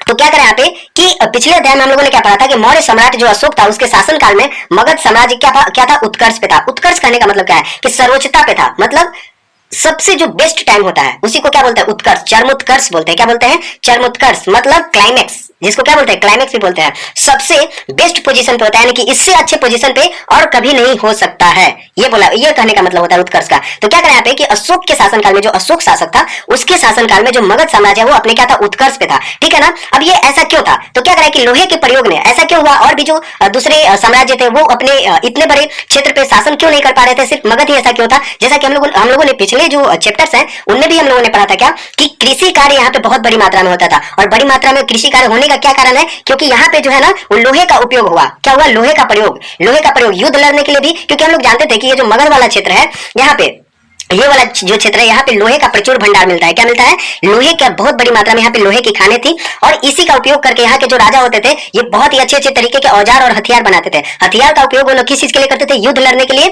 और औजारों का उपयोग वो लोग कृषि कार्य के लिए और जंगलों की कटाई करने के लिए करते थे। अब जंगल की कटाई करेंगे तो उससे क्या होगा कि कृषि कार्य के लिए उनको भूमि प्राप्त होगा, और बहुत बड़े बड़े क्षेत्रों पर कृषि कार्य होगा, इससे बहुत बड़ी मात्रा में फसलों का उत्पादन होगा, लोगों को अन्न मिलेगा और लोगों की भरपेट भोजन मिलेगी। इससे लोग क्या होंगे, मजबूत होंगे। साथ ही साथ बहुत बड़ी मात्रा में यूज से ज्यादा अगर उत्पादन होता है तो वो लोग उसका व्यापार करेंगे, दूसरे क्षेत्रों में जहां पे नहीं होता है वहां पे ले जाकर के लोग बेचेंगे, इससे इनको क्या मिलेगा, पैसा मिलेगा। इससे इनका साम्राज्य क्या हुआ, समृद्ध हो गया। इससे इनका साम्राज्य क्या हुआ, समृद्ध हो गया। समृद्ध होने का मतलब क्या है, धनी हो गया।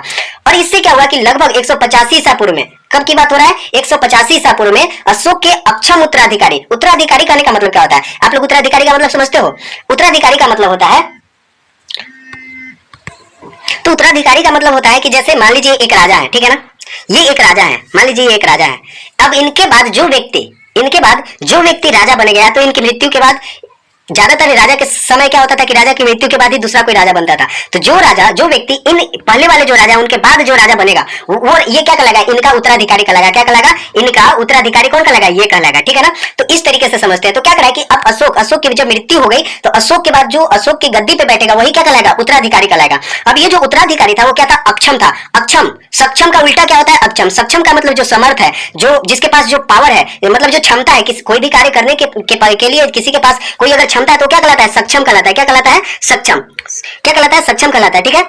और जिस व्यक्ति के पास वो कार्य करने की क्षमता नहीं होती उसको क्या बोलते हैं, अक्षम बोलते हैं। तो यहाँ पे राजा के बारे में हो रहा है, यानी कि कोई भी इनके जो उत्तराधिकारी हुए उनके पास राजा की क्वालिटीज जो होनी चाहिए वो नहीं थी, जो अशोक के पास थे। तो वो क्या कहलाया, अक्षम कहलाया। अब इससे क्या हुआ, अगर राजा उतना सक्षम नहीं है, उस इतने बड़े राज्य को हैंडल करने में सक्षम नहीं है, तो क्या हो जाएगा, इनका जो राज्य है वो छोटे छोटे पार्ट्स में क्या हो जाएगा, टूट जाएगा। यानी कि छोटे छोटे हिस्सों में क्या हो जाएगा, टूट जाएगा। अब इससे क्या हुआ कि जो मौर्य साम्राज्य था उसका क्या हो गया, पतन हो गया। मौर्य साम्राज्य का क्या हो गया, पतन हो गया। क्यों, क्योंकि इसके जो उत्तराधिकारी थे वो क्या थे, अक्षम थे, इतने बड़े राज्य को हैंडल नहीं कर पा रहे थे। अब उसकी एकता क्या हो गई, छीन भिन हो गई। मतलब ये छोटे छोटे हिस्सों में जो मगध साम्राज्य इतने बड़े क्षेत्रों में फैला हुआ था वो क्या हो गया, छोटे छोटे हिस्सों में टूट गया, छोटे छोटे हिस्सों में टूट गया। और दूसरे लोग आक्रमण करके इनके हिस्से को, इनके साम्राज्य को क्या कर दिया, छोटा कर दिया, छोटे छोटे हिस्सों में बांट लिया।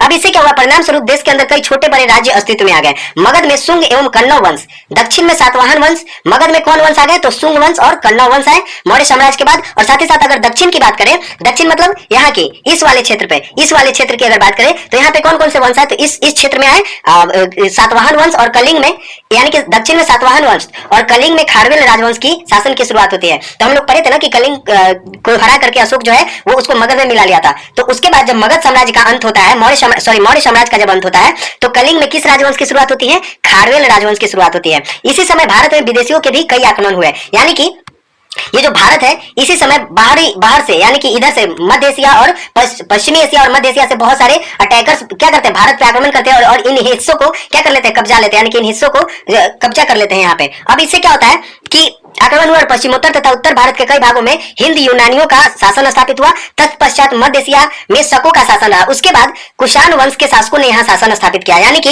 इन सभी लोगों के आक्रमण के शासन के बाद और किस वंश का शासन स्थापित होता है, किस वंश के शासक शासन करते हैं, तो कुषाण वंश के। किस वंश के, कुषाण वंश के। इसके विषय में हम लोग विस्तार से अगले चैप्टर में पढ़ेंगे, यानी कि जो चैप्टर 11 है उसमें हम लोग पढ़ेंगे कुषाण वंश के बारे में। ठीक है। अभी हम लोग पढ़ लेते हैं मौर्य साम्राज्य का अंत कैसे हुआ और साथ ही साथ मौर्य साम्राज्य में जो लोग रहने वाले थे उनकी क्या विशेषता थी, वो लोग क्या कार्य करते थे। और साथ ही साथ यहाँ पे क्या है कि यद्यपि लगभग 200 ईसा पूर्व से लेकर 300 ईस्वी तक भारत में लगातार राजनीतिक परिवर्तन हो रहे थे, फिर भी यह काल कृषि एवं उद्योग के लिए काफी महत्वपूर्ण साबित हुआ। अब यहाँ पे आपको एक बात समझनी है क्या कि अब लगभग 180 या फिर 185 तक तो क्या हो गया था, मगध साम्राज्य पे जो मौर्य वंश है उसका अंत हो गया था और शुंग वंश और कण्व वंश मगध पे क्या करने लगे, शासन करने लगे। कहाँ पे, मगध पे शुंग वंश और कण्व वंश शासन करने लगे। और इस एरिया में सातवाहन वंश, यहाँ पे खारवेल राजवंश और यहाँ पे हिंद और यूनानियों का शासन हो गया। मतलब हम लोग क्या देख रहे हैं कि जो मगध साम्राज्य इतने बड़े क्षेत्र में, जो ब्लू कलर का आपको दिख रहा है वो पूरा मगध साम्राज्य है, जो अशोक के शासन के समय इतने बड़े क्षेत्रों पे शासन चल रहा था। अब यहाँ पे ये जो मगध साम्राज्य है वो छोटे छोटे हिस्सों में क्या हो गया, टूट गया। लेकिन ये इतना बड़े क्षेत्रों में अलग अलग राजाओं का शासन देखा, इतने ये जो क्षेत्र है, फिर भी यहाँ के जो लोग रहने वाले थे, जो कृषि कार्य कर रहे थे, उनमें वृद्धि होती रही। मतलब यहाँ पे कृषि कार्य बहुत तेजी से आगे बढ़ता रहा और साथ ही साथ व्यापार की भी शुरुआत होती है। और क्या करें यहाँ पे कि फिर भी यह काल कृषि एवं उद्योग के लिए काफी महत्वपूर्ण साबित हुआ। इस काल में कृषि का प्रसार, नए शहरों का विकास तथा उद्योग एवं व्यापार में अभूतपूर्व प्रगति हुई। मतलब यहाँ पे एक वंश आते गए, दूसरे वंश जाते गए, फिर भी यहाँ पे कृषि का जो प्रसार है, मतलब कृषि जो है वो बहुत बड़ी मात्रा में फैलती रही, उसका विकास होते रहा। साथ ही साथ नए नए शहर भी स्टैब्लिश होते गए। साथ ही साथ उद्योग और व्यापार में भी क्या हुआ, अभूतपूर्व प्रगति हुआ। मतलब ये सब जो है वो बढ़ते चला गया। एक तरफ व्यापारियों ने उपमहाद्वीप के अंदर स्थल मार्ग की खोज की, तो दूसरी तरफ पश्चिम एशिया, पूर्वी अफ्रीका तथा दक्षिण पूर्व एशिया के रास्ते भी खुले। इस अध्याय में आप मौर्योत्तरकालीन कृषि एवं व्यापार का अध्ययन करेंगे। यानी कि हम लोग ये जो चैप्टर है 10, इसमें हम लोग क्या पढ़ेंगे कि मौर्योत्तरकालीन कहने का मतलब क्या है कि मौर्य साम्राज्य के बाद, मौर्योत्तर कहने का मतलब क्या हुआ कि मौर्य साम्राज्य के बाद जो कृषि और व्यापार है इसके बारे में हम लोग पढ़ेंगे। जैसा कि हम लोग स्टार्टिंग में बोले थे, क्या हम बोले थे कि इसमें हम लोग ज्यादातर जो हमारा फोकस होगा वो किसके ऊपर होगा, कृषि और व्यापार के ऊपर होगा। और आपको अच्छे से एकदम बहुत ही क्लियर हो जाएगा कि कृषि का विकास कैसे हुआ, हुआ, कृषि इतनी बड़ी मात्रा में फैला क्यों, और व्यापार में लोग क्या करते थे। ठीक है, तो आइए अब हम लोग पढ़ते हैं खेती का विकास कैसे हुआ, यानी कि जो कृषि है उसका विकास कैसे होता है। तो क्या करें कि खेती के विकास में लोहे के औजार का विशेष महत्व रहा है।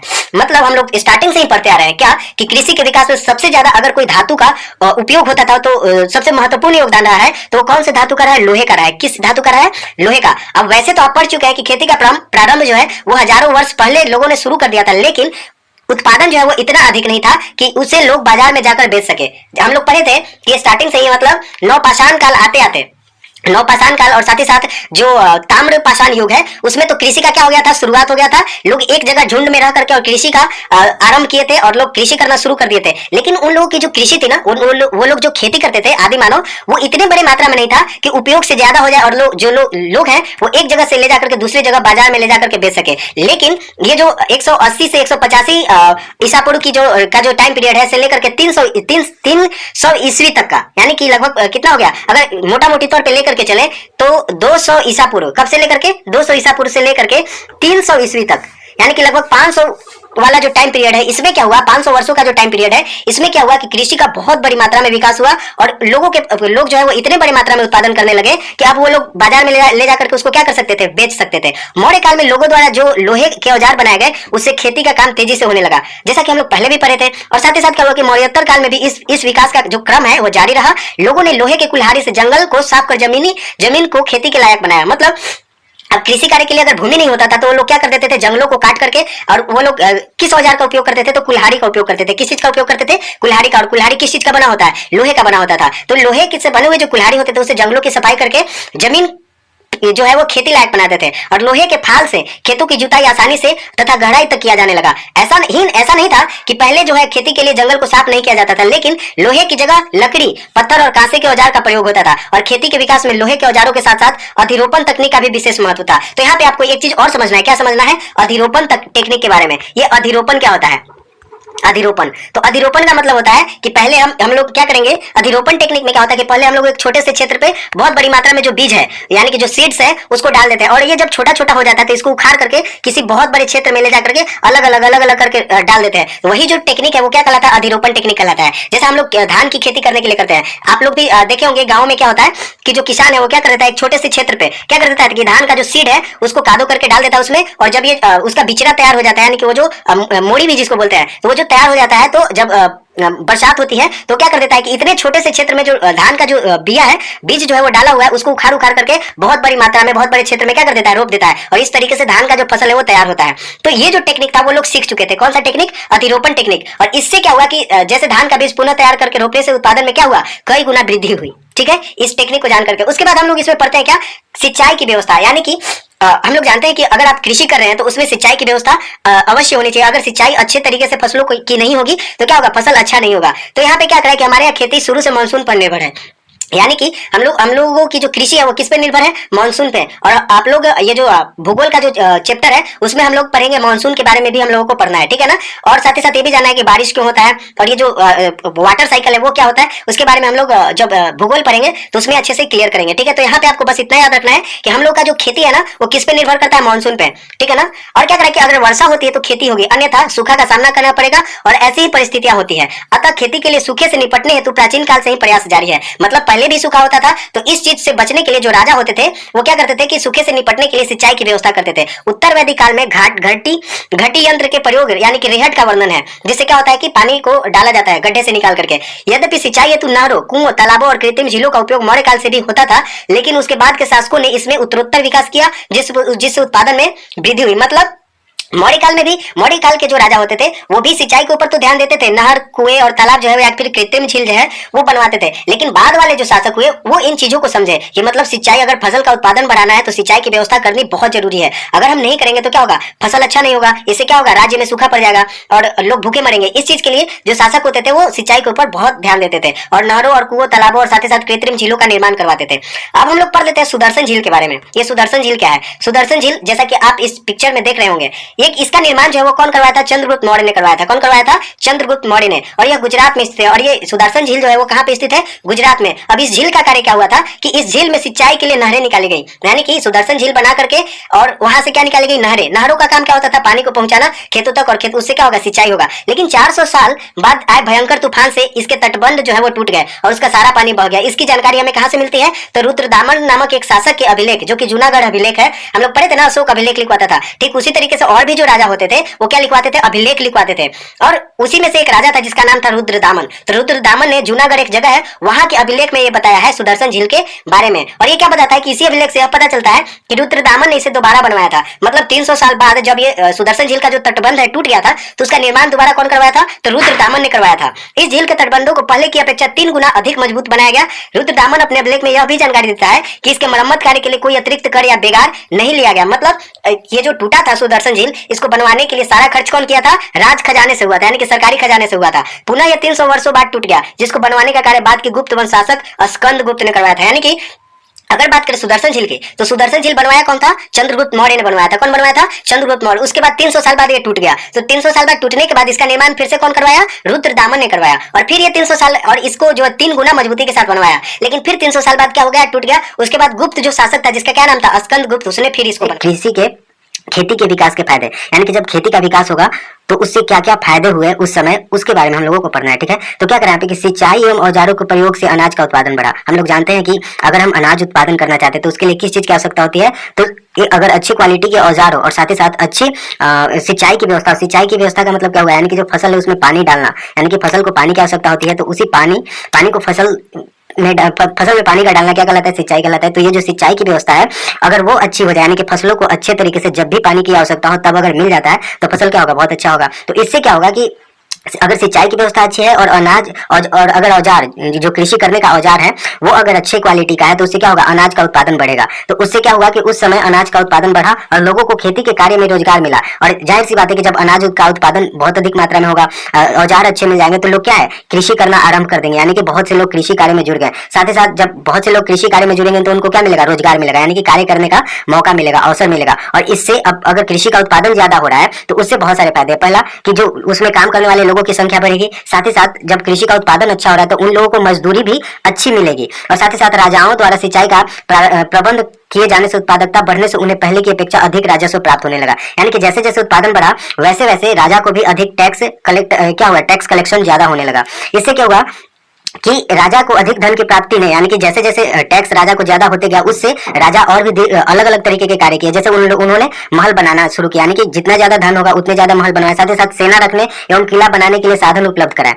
अधिक उत्पादन है उद्योगों को भी प्रोत्साहन दिया, यानी कि अब जरूरत से ज्यादा उत्पादन हो रहा है, मतलब जरूरत से ज्यादा अगर कृषि का उत्पादन हो रहा है तो इससे क्या होगा कि अगर कम ही लोग उसमें सम्मिलित होते हैं और ज्यादा उत्पादन होता है तो और भी जो लोग बच जाएंगे वो दूसरे कार्य को देखेंगे। यानी कि अगर मान लीजिए एक कृषि कार्य में 5 लोग मिल करके, एक फैमिली में मान लीजिए कि 10 लोग हैं और अगर वो कार्य कर रहे हैं, कृषि कार्य में जुड़े हुए, और 5 लोग ही अगर मिल करके कुछ ऐसे औजार मिल जाते हैं, सिंचाई की व्यवस्था अच्छी हो जाती है, तो 5 लोग ही मिल करके उस कृषि कार्य को करते हैं और उतना ही उत्पादन हो रहा है या फिर उससे ज्यादा हो रहा है, तो ये जो 5 लोग एक्स्ट्रा बचेंगे ये किसी न किसी दूसरे कार्य को देखेंगे। तो इससे क्या हुआ कि जब कृषि का उत्पादन ज्यादा हुआ तो उद्योगों को भी प्रोत्साहन मिला, यानी कि और भी उससे रिलेटेड जो भी कार्य थे उनमें भी क्या हुआ? बढ़ोतरी होती गई और व्यापार का विकास इनका प्रमुख परिणाम था। और साथ ही साथ जब कृषि का उत्पादन ज्यादा होने लगा, लोगों को फसल जो जितना वो लोग यूज कर सकते थे उससे अधिक उनके पास उत्पादन हुआ, तो इससे क्या हुआ कि व्यापार का विकास हुआ। व्यापार का विकास क्या हुआ? मतलब ये लोग जो बचा हुआ अनाज है वो दूसरे जगह ले जाकर के बेचते भी थे। अब इसमें हमें पढ़ना है व्यापार। व्यापार क्या होता है कि किसी भी वस्तु को एक जगह से, व्यापार का मतलब क्या होता है कि किसी भी वस्तु को, मान लीजिए अनाज का एग्जाम्पल लेते हैं, तो यहाँ पे क्या है कि एक किसान है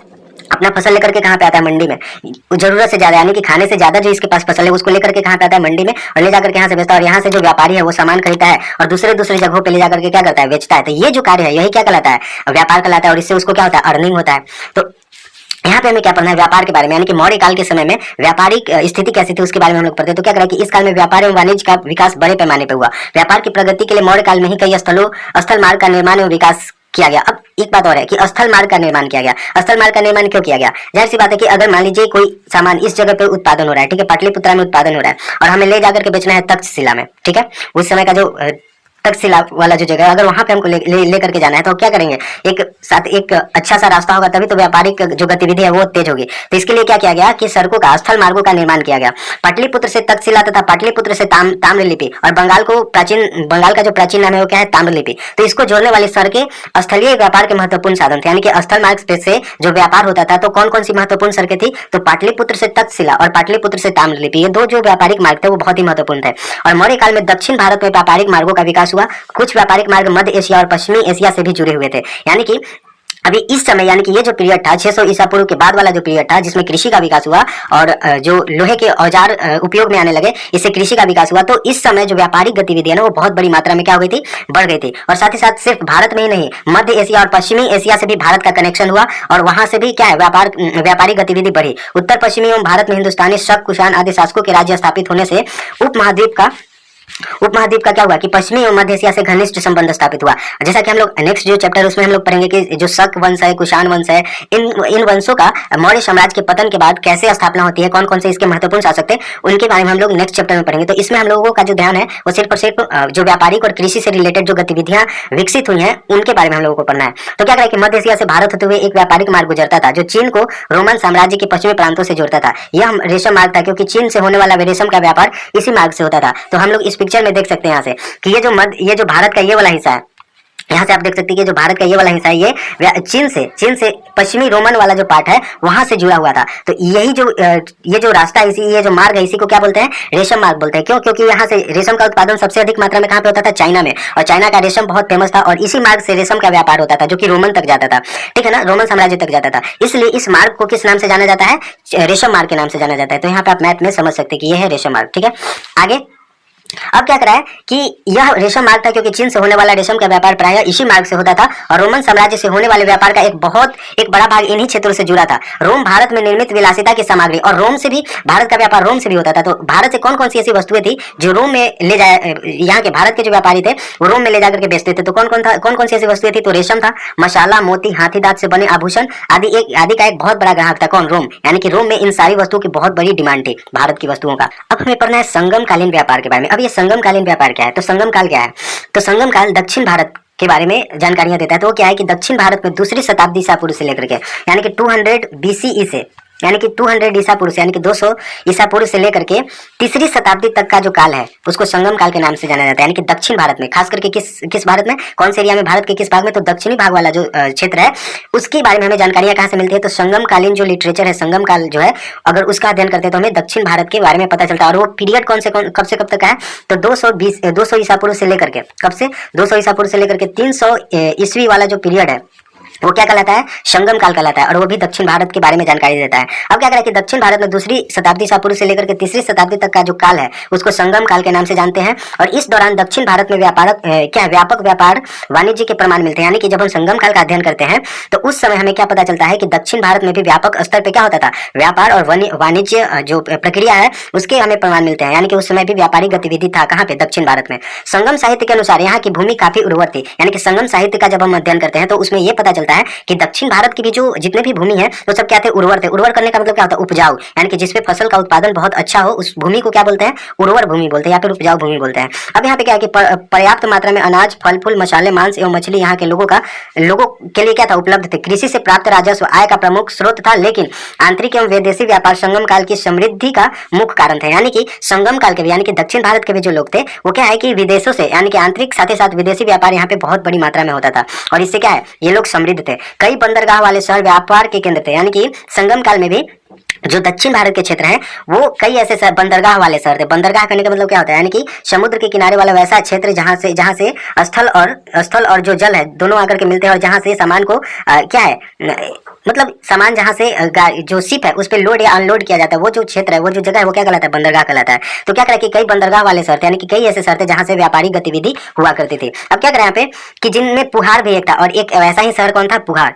सर्वाधिक लाभप्रद समुद्री व्यापार दक्षिण भारत से होने वाला रोमन व्यापार था। यानी कि अगर सबसे ज्यादा कोई विदेशों में व्यापार होता था तो कहाँ से होता था, रोमन से होता था, और वहां से बहुत इन लोगों को क्या होता था, अच्छी आमदनी हो जाती थी। दक्षिण भारत के तीनों राजवंश के शासकों जैसे कि चोल, पांड्य और चेर ने संगमकालीन व्यापार को काफी उन्नत बनाया। यानी कि दक्षिण भारत में 3 ऐसे राजवंश थे जिन्होंने समकालीन रूप से शासन किया। समकालीन रूप से शासन करने का मतलब क्या हुआ कि कि इतने बड़े एरिया पे किसका शासन हुआ, चोल का, पांडे का और चेर का, यानी कि एक वाले एरिया पे पांडे का और एक वाले एरिया पे चेर का शासन हुआ, ठीक है ना। तो इस तरीके से जो संगम कालीन जो व्यापार है वो विकसित हुआ किन तीनों राजवंशों के शासनकाल में, और वो कौन कौन थे, तो चोल हो गए, पांडे हो गए और चेर हो गए। अब संगम काल क्या है, तो संगम शब्द का तात्पर्य कवियों की सभा से है। संगम का मतलब क्या होता है, कवियों की सभा। और दक्षिण भारत के शासकों के समय समय पर तमिल कवियों की सभा आयोजित करवाते थे, यानी कि जो दक्षिण भारत के शासक थे वो क्या करते थे कि समय समय पर तमिल कवियों की सभा आयोजित करवाते थे, और इन कवियों का काम ऐसे साहित्य की रचना करना था जिससे तत्कालीन अर्थव्यवस्था, व्यापार, वाणिज्य एवं शिल्प आदि की जानकारी सभी को मिल सके। यानी कि जो तमिल शासक होते थे वो बोलते थे, जितने भी तमिल कवि होते थे उनकी एक सभा आयोजित करवाते थे, और उनमें उनको बोला जाता था कि अभी के जो हालात है, अभी के जो तत्कालीन जो अर्थव्यवस्था के हालात है, व्यापार कैसे चल रहा है, वाणिज्य की क्या स्थिति है, शिल्प की क्या स्थिति है, इन सारी चीजों को लोग कैसे रह रहे हैं, उनका आप क्या कीजिए, ऐसा रचना कीजिए। इनके द्वारा लिखे गए साहित्य से हमें सुदूर दक्षिण में 3 प्रमुख राज्यों जैसे कि पांड्य, चोल, चेर के उद्भव और विकास का विवरण प्राप्त होता है। तो अगर आपसे ये भी पूछा जाए कि संगम काल से किन राजवंशों के बारे में हमें जानकारियां मिलती हैं, तो किन की मिलती है, तो 3 राजवंश है। कौन कौन, पांड्य, चोल और चेर, यानी कि इन 3 राजवंशों के बारे में हमें जानकारियां मिलेंगी अगर हम तमिल साहित्य का, संगम का साहित्य का अध्ययन करते हैं तो, ठीक है। अब हमें पढ़ना है पुहार एक व्यापारिक गतिविधियां, एक अवलोकन, यानी कि जो पुहार बंदरगाह था उसके बारे में हम लोगों को, तो सबसे पहले ये जान लेते हैं कि पुहार है क्या, ठीक है, पुहार क्या है और इसकी व्यापारिक गतिविधि का क्या मतलब है, ठीक है। तो आइए शुरुआत करते हैं। तो सबसे पहले फ्रेंड्स हमको ये जानना है कि पुहार है क्या। तो यहाँ पे आप देख सकते हैं कि पुहार ऑल्सो नोन एज पुहार, ठीक है। तो पुहार जो इसको और भी दूसरे नाम से जाना जाता है जिसका क्या नाम है, पुहार, ठीक है। Is a town in the Mayiladuthurai district in the southern Indian states of Tamil Nadu. यानी कि इससे क्या पता चलता है कि ये जो पुहार है ना, इसको और भी दूसरे नाम से जानते हैं जिसका क्या नाम है, पुहार, ठीक है। अब ये है कहाँ पे, तो जो साउदर्न स्टेट है, भारत का साउदर्न स्टेट कहने का मतलब क्या है कि दक्षिणी जो राज्य है जिसका क्या नाम है, तमिलनाडु, वहां का एक शहर है जिसका क्या नाम है, पुहार या फिर पुहार भी बोलते हैं। It was once a flourishing ancient port city, यानी कि ये कभी प्राचीन समय में क्या हुआ करता था, एक पोर्ट सिटी हुआ करता था। पोर्ट सिटी कहने का मतलब क्या है, जहां पे पोर्ट हो। पोर्ट का मतलब क्या होता है, PORT, पोर्ट मतलब बंदरगाह। पोर्ट मतलब क्या होता है, बंदरगाह, ठीक है। तो ये क्या है कि ये एंशिएंट टाइम में एक पोर्ट सिटी हुआ करता था as Kaveri port city known as Kaveri Pumpattinam, which for a while served as the capital of the early Chola kings in तामिलकम। यानी कि ये कभी पोर्ट सिटी हुआ करता था जिसको और भी पहले किस नाम से जाना जाता था, कावेरी पुम्पाटिनम के नाम से जाना जाता था, ठीक है। और विच फॉर अ वाइल, और ये कुछ समय के लिए क्या रहा था, अर्ली जो यानी कि जो चोल वंश था उसका मतलब स्टार्टिंग में, शुरुआत में क्या रहा था, ये उसकी राजधानी का भी काम किया था। Puhar is located near the mouth of Kaveri river, यानी कि पुहार कहाँ पे स्थित है, तो कावेरी रिवर के माउथ पे। अब ये माउथ कहाँ क्या होता है, तो देखिए क्या होता है कि मान लीजिए नदी यहाँ से शुरू होती है और शुरू होते होते जाकर के समुद्र में गिर जाती है। तो ये जो समुद्र में गिरने वाला जो जगह होता है वही क्या कहलाता है, उसका माउथ कहलाता है। क्या कहलाता है, माउथ कहलाता है। ऑन द सी कोस्ट, यानी कि सी में, यहाँ पे मैप में आपको दिखाएंगे कि पुहार कहाँ पे है।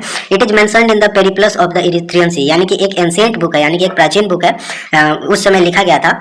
तो उस बुक में इस शहर का मेंशन है, किसका मेंशन है, पुहार का मेंशन है, यानी कि पुहार के बारे में उल्लेख मिलता है वहाँ पे। यहाँ पे आप देख सकते हैं मैप में, और ये है कावेरी रिवर, यहाँ पे आप देख सकते हैं कावेरी रिवर है, और यहाँ से ये कावेरी रिवर आकर के ये जो ब्लू कलर का आपको दिख रहा है ये क्या है, समुद्र है। तो ये समुद्र में आकर के मिल रही है। तो ये जो समुद्र में किसी भी नदी का समुद्र में मिलने वाला जो स्थान होता है वही उसका क्या कहलाता है, माउथ कहलाता है। तो ये जो पुहार है वो कहाँ पे स्थित है, ये जो रेड पॉइंट आप देख रहे हैं यही है पुहार। तो यहीं पे क्या है, एक पोर्ट सिटी हुआ करता था एंशिएंट टाइम में, और बाद में लगभग कितना 1960 या 1970 में लोगों को पता चला कि यहाँ पे एंशिएंट शहर भी हुआ करता था। यानी कि 1970 से पहले किसी को भी नहीं पता था कि पुहार एक जगह है, लेकिन यहाँ पे एक कभी बहुत अच्छा बंदरगाह हुआ करता था प्राचीन समय में, जहाँ से व्यापारिक गतिविधियां होती थी। तो लोगों को नहीं पता था। आज उसको क्या एक म्यूजियम में बदल दिया गया है, यानी कि आप जा करके समुद्र के अंदर आप देख सकते हैं यहाँ पे, ठीक है। और ये है पुहार, ठीक है। तो ये थी पुहार की विशेषता। तो यहाँ पे हम पढ़ लेते हैं कि क्या है। तो क्या करें कि पुहार संगम काल का क्या है, काफी सुविधाजनक बंदरगाह था जो भारत के पश्चिमी तट पर स्थित है। तो कहाँ पे स्थित था, भारत के पश्चिमी तट। तो ये पश्चिमी तट नहीं होगा, ये पूर्वी तट होगा। क्या होगा, पूर्वी तट। इसको करेक्ट कर लेना है। तो ये क्या हो जाएगा, पश्चिमी तट नहीं है बल्कि पूर्वी तट है। पूर्वी तट क्यों है, क्योंकि आप यहाँ पे देख सकते हैं भारत के ईस्ट साइड में है। यहाँ पे मैप में अगर आप देखते हैं तो ऊपर वाला जो पोर्शन होता है नॉर्थ को, नीचे वाला साउथ को, और ये जो लेफ्ट साइड वाला होता है ये वेस्ट को बताता है, और इधर ईस्ट को बताता है। तो ये पूर्वी तट पे है ना, तो इसलिए क्या हो जाएगा, ये हो जाएगा पूर्वी तट। और यहाँ पे क्या करें कि ये पश्चिमी तट पर पूर्वी तट हो जाएगा यहाँ पे। और ये क्या है, यहाँ से विदेशों के माल लेकर आने वाले बड़े बड़े जहाज भी बिना पाल उतारे ही तट पर आ जाते थे। यानी कि इतना इतना अच्छा बंदरगाह था कि जो जहाज होते थे वो आसानी से जो है वो क्या है, आसानी से समुद्र के जो तट है यानी कि जो भूमि है वहां तक आ जाते थे। विदेशों से आयात होने वाली बहुमूल्य सामग्री गोदी बाड़े यानी कि डॉकयार्ड पर उतारी जाती थी। और डॉकयार्ड का मतलब क्या होता है, तो डॉकयार्ड का मतलब होता है कि जहाँ पे जहाजों को यानी कि स्थल से लगा हुआ वैसा जगह, यहाँ पे आप दिखा सकते हैं, यहाँ पे आप देख सकते हैं, यानी कि समुद्र और स्थल से जुड़ा हुआ वैसा पार्ट जहाँ पे जहाजों को लगाया जाता है, यानी कि ला करके खड़ा किया जाता है, जैसे गराज टाइप का आप समझ सकते हैं। तो अगर पानी के जहाजों के लिए यूज किया जाता है अगर गराज, तो वो क्या कहलाता है, डॉकयार्ड कहलाता है, या फिर गोदी बाड़ा। हिंदी में इसको बोलते हैं गोदी बाड़ा और इंग्लिश में इसको क्या बोलते हैं, डॉकयार्ड बोलते हैं, डॉकयार्ड बोलते हैं। ठीक है, तो इंग्लिश में इसको डॉकयार्ड बोलते हैं और हिंदी में गोदी बाड़ा बोलते हैं। तो क्या करा है कि यहाँ का जो डॉकयार्ड था वो बहुत अच्छा था। ठीक है, और क्या करा है कि विदेशों से व्यापार के कारण पुहार के लोग काफी धनी हो गए थे। जाहिर सी बात है कि अगर कहीं पे भी व्यापारिक गतिविधि ज्यादा होगी तो वहाँ के लोगों का क्या होगा, इनकम बढ़ेगा, तो इससे लोग क्या हो गए थे, धनी हो गए थे। और इस नगर में अनेक ऊंचे ऊंचे और भव्य भवन थे। ये भवन कई मंजिल वाले थे और इनमें अलग अलग कक्ष थे, यानी कि पुहार के बारे में बताया जा रहा है।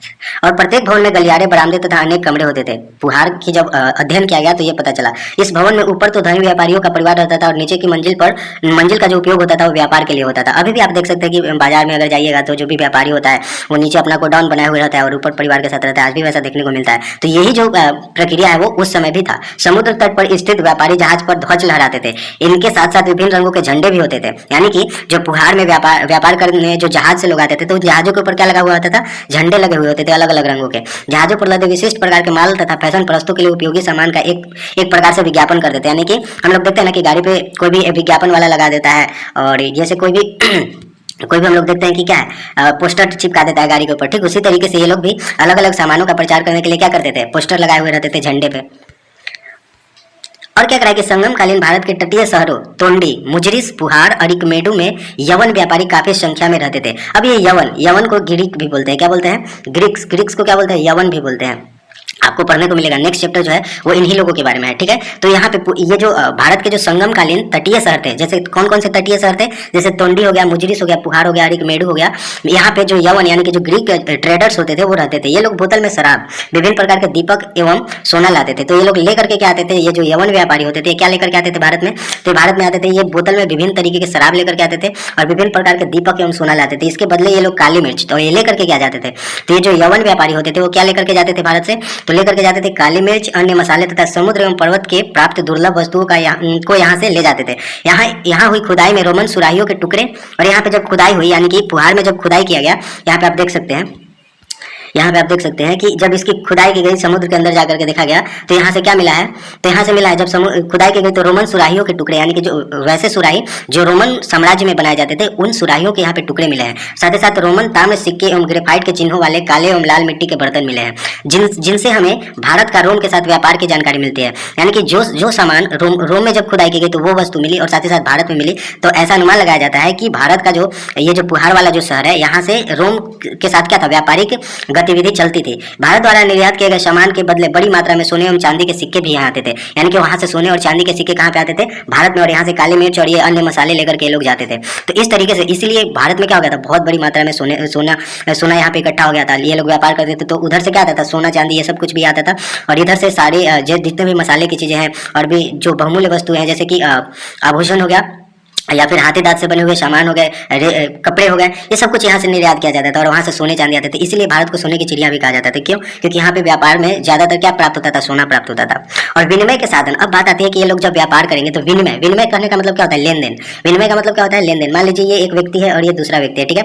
अब ये व्यक्ति अगर इसके पास मान लीजिए गेहूं है, एक छोटा सा एग्जांपल लेते हैं, विनिमय का मतलब क्या होता है, इसके पास है गेहूं और इसके पास मान लीजिए क्या है, एक मिट्टी का बर्तन है, ठीक है, मिट्टी का बर्तन है। तो एक छोटा सा एग्जांपल लेते हैं, तो ये मान लीजिए इस व्यक्ति को मिट्टी के बर्तन की आवश्यकता है और इसको गेहूं की आवश्यकता है। तो ये दोनों क्या करेगा, आपस में बोलेगा कि मान लीजिए 2 kg आप गेहूं ले लीजिए तो एक मिट्टी का बर्तन दे दीजिए। तो ये जो प्रोसेस है ये क्या कहलाएगा, विनिमय कहलाएगा, यानी कि आदान प्रदान। विनिमय का मतलब क्या होता है, आदान प्रदान करना। तो ये लोग जो व्यापारी होते थे, तो अगर मान लीजिए यहाँ से सोना लेकर के आए और यहाँ से मसाले लेकर के जा रहे हैं, तो ये लोग क्या करेंगे, यहाँ से मसाले उठाएंगे और यहाँ से ये लोग सोना इसको दे देंगे और ये मसाले इसको दे देगा और सोना इसको ये ले लेगा। तो ये जो प्रक्रिया ये क्या कहलाता है, विनिमय कहलाता है, ठीक है।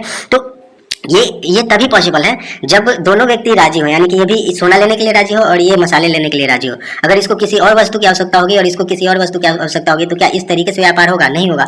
ये बोलेगा नहीं नहीं, हमें ये वस्तु की आवश्यकता नहीं है। तो इस तरीके से तो यहाँ पे ये जो व्यापारी लोग होते थे वो क्या करते थे, तो उसको समझते। तो क्या करें कि व्यापार वाणिज्य में विकास के साथ विनिमय, विनिमय का मतलब क्या होता है? लेन देन के साधन के रूप में सिक्कों का प्रचलन बढ़ा। यानी कि अब ये लोग वो प्रोसेस पता है ना कि जिसे को बार्टर सिस्टम भी कहा जाता था। क्या कहा जाता था इंग्लिश में? Barter system. यानी कि मेरे पास कुछ सामान है और इसके पास कुछ दूसरा सामान है और हमें ये सामान चाहिए तो हम, और मेरे पास जो सामान है अगर इसको चाहिए, यानी कि दोनों व्यक्ति की अगर आवश्यकता होगी तभी ये व्यापार होगा, नहीं तो नहीं होगा। लेन देन जो है वो तभी होगा जब दोनों के पास जो सामान है और दोनों लोग राजी हो एक दूसरे से सामान लेने के लिए, तभी ये पॉसिबल है, नहीं तो नहीं पॉसिबल है। तो इस तरीके से क्या होता था कि व्यापार करने में बहुत ही कठिनाइयां होती थी। इसके लिए क्या एक तरीका ढूंढा गया, तो वो सिक्कों का तरीका ढूंढा गया। यानी कि अगर सिक्के हैं तो इतना सिक्के ले लीजिए और ये वस्तु दे दीजिए, फिर इस सिक्के से हम कोई दूसरा वस्तु ले सकते हैं। तो ये तरीका था। तो क्या करा कि इससे क्या हो गया कि सिक्कों का प्रचलन बढ़ा। आप पिछले अध्यायों में संपत्ति और समृद्धि के प्रतीक के रूप में गाय को देखे होंगे। पहले व्यापार में वस्तु विनिमय प्रणाली चलती थी, जैसा कि अभी हमने बताया कि पहले क्या चलता था? वस्तु विनिमय प्रणाली। वस्तु विनिमय का मतलब क्या है कि एक व्यक्ति के पास कोई सामान है, दूसरे व्यक्ति के पास कोई दूसरा सामान है और ये दोनों लोग आपस में अपना अपना सामान बदल लेंगे। तो ये जो प्रोसेस होगा ये क्या कहलाएगा? वस्तु विनिमय प्रणाली कहलाएगा। लेकिन अब सिक्कों के आधार पर संपत्ति का मूल्यांकन किया जाने लगा। यानी कि आपका जो संपत्ति, यानी कि आपके पास जो सामान है उसका कितना मूल्य होगा, कितने सिक्कों के बराबर होगा, ये आंका जाने लगा, इसका मूल्यांकन किया जाने लगा। पहले असमान भार वाले और अमानकीकृत यानी कि आहत सिक्कों का उपयोग किया जाता था, परंतु मौर्य के बाद भारत में आंतरिक और बाह्य व्यापार का व्यापक विकास हुआ। यानी कि मौर्य साम्राज्य के बाद क्या हुआ कि पहले तो लोग वस्तु विनिमय प्रणाली ही ज्यादातर यूज करते थे, लेकिन मौर्य साम्राज्य के बाद भारत में क्या हुआ कि आंतरिक और बाह्य व्यापार के लिए, यानी कि देश के अंदर और साम्राज्य के अंदर और साम्राज्य के बाहर जो विदेशों से व्यापार होता था, इनमें बहुत व्यापक विकास हुआ। और हिंद यूनानी शासकों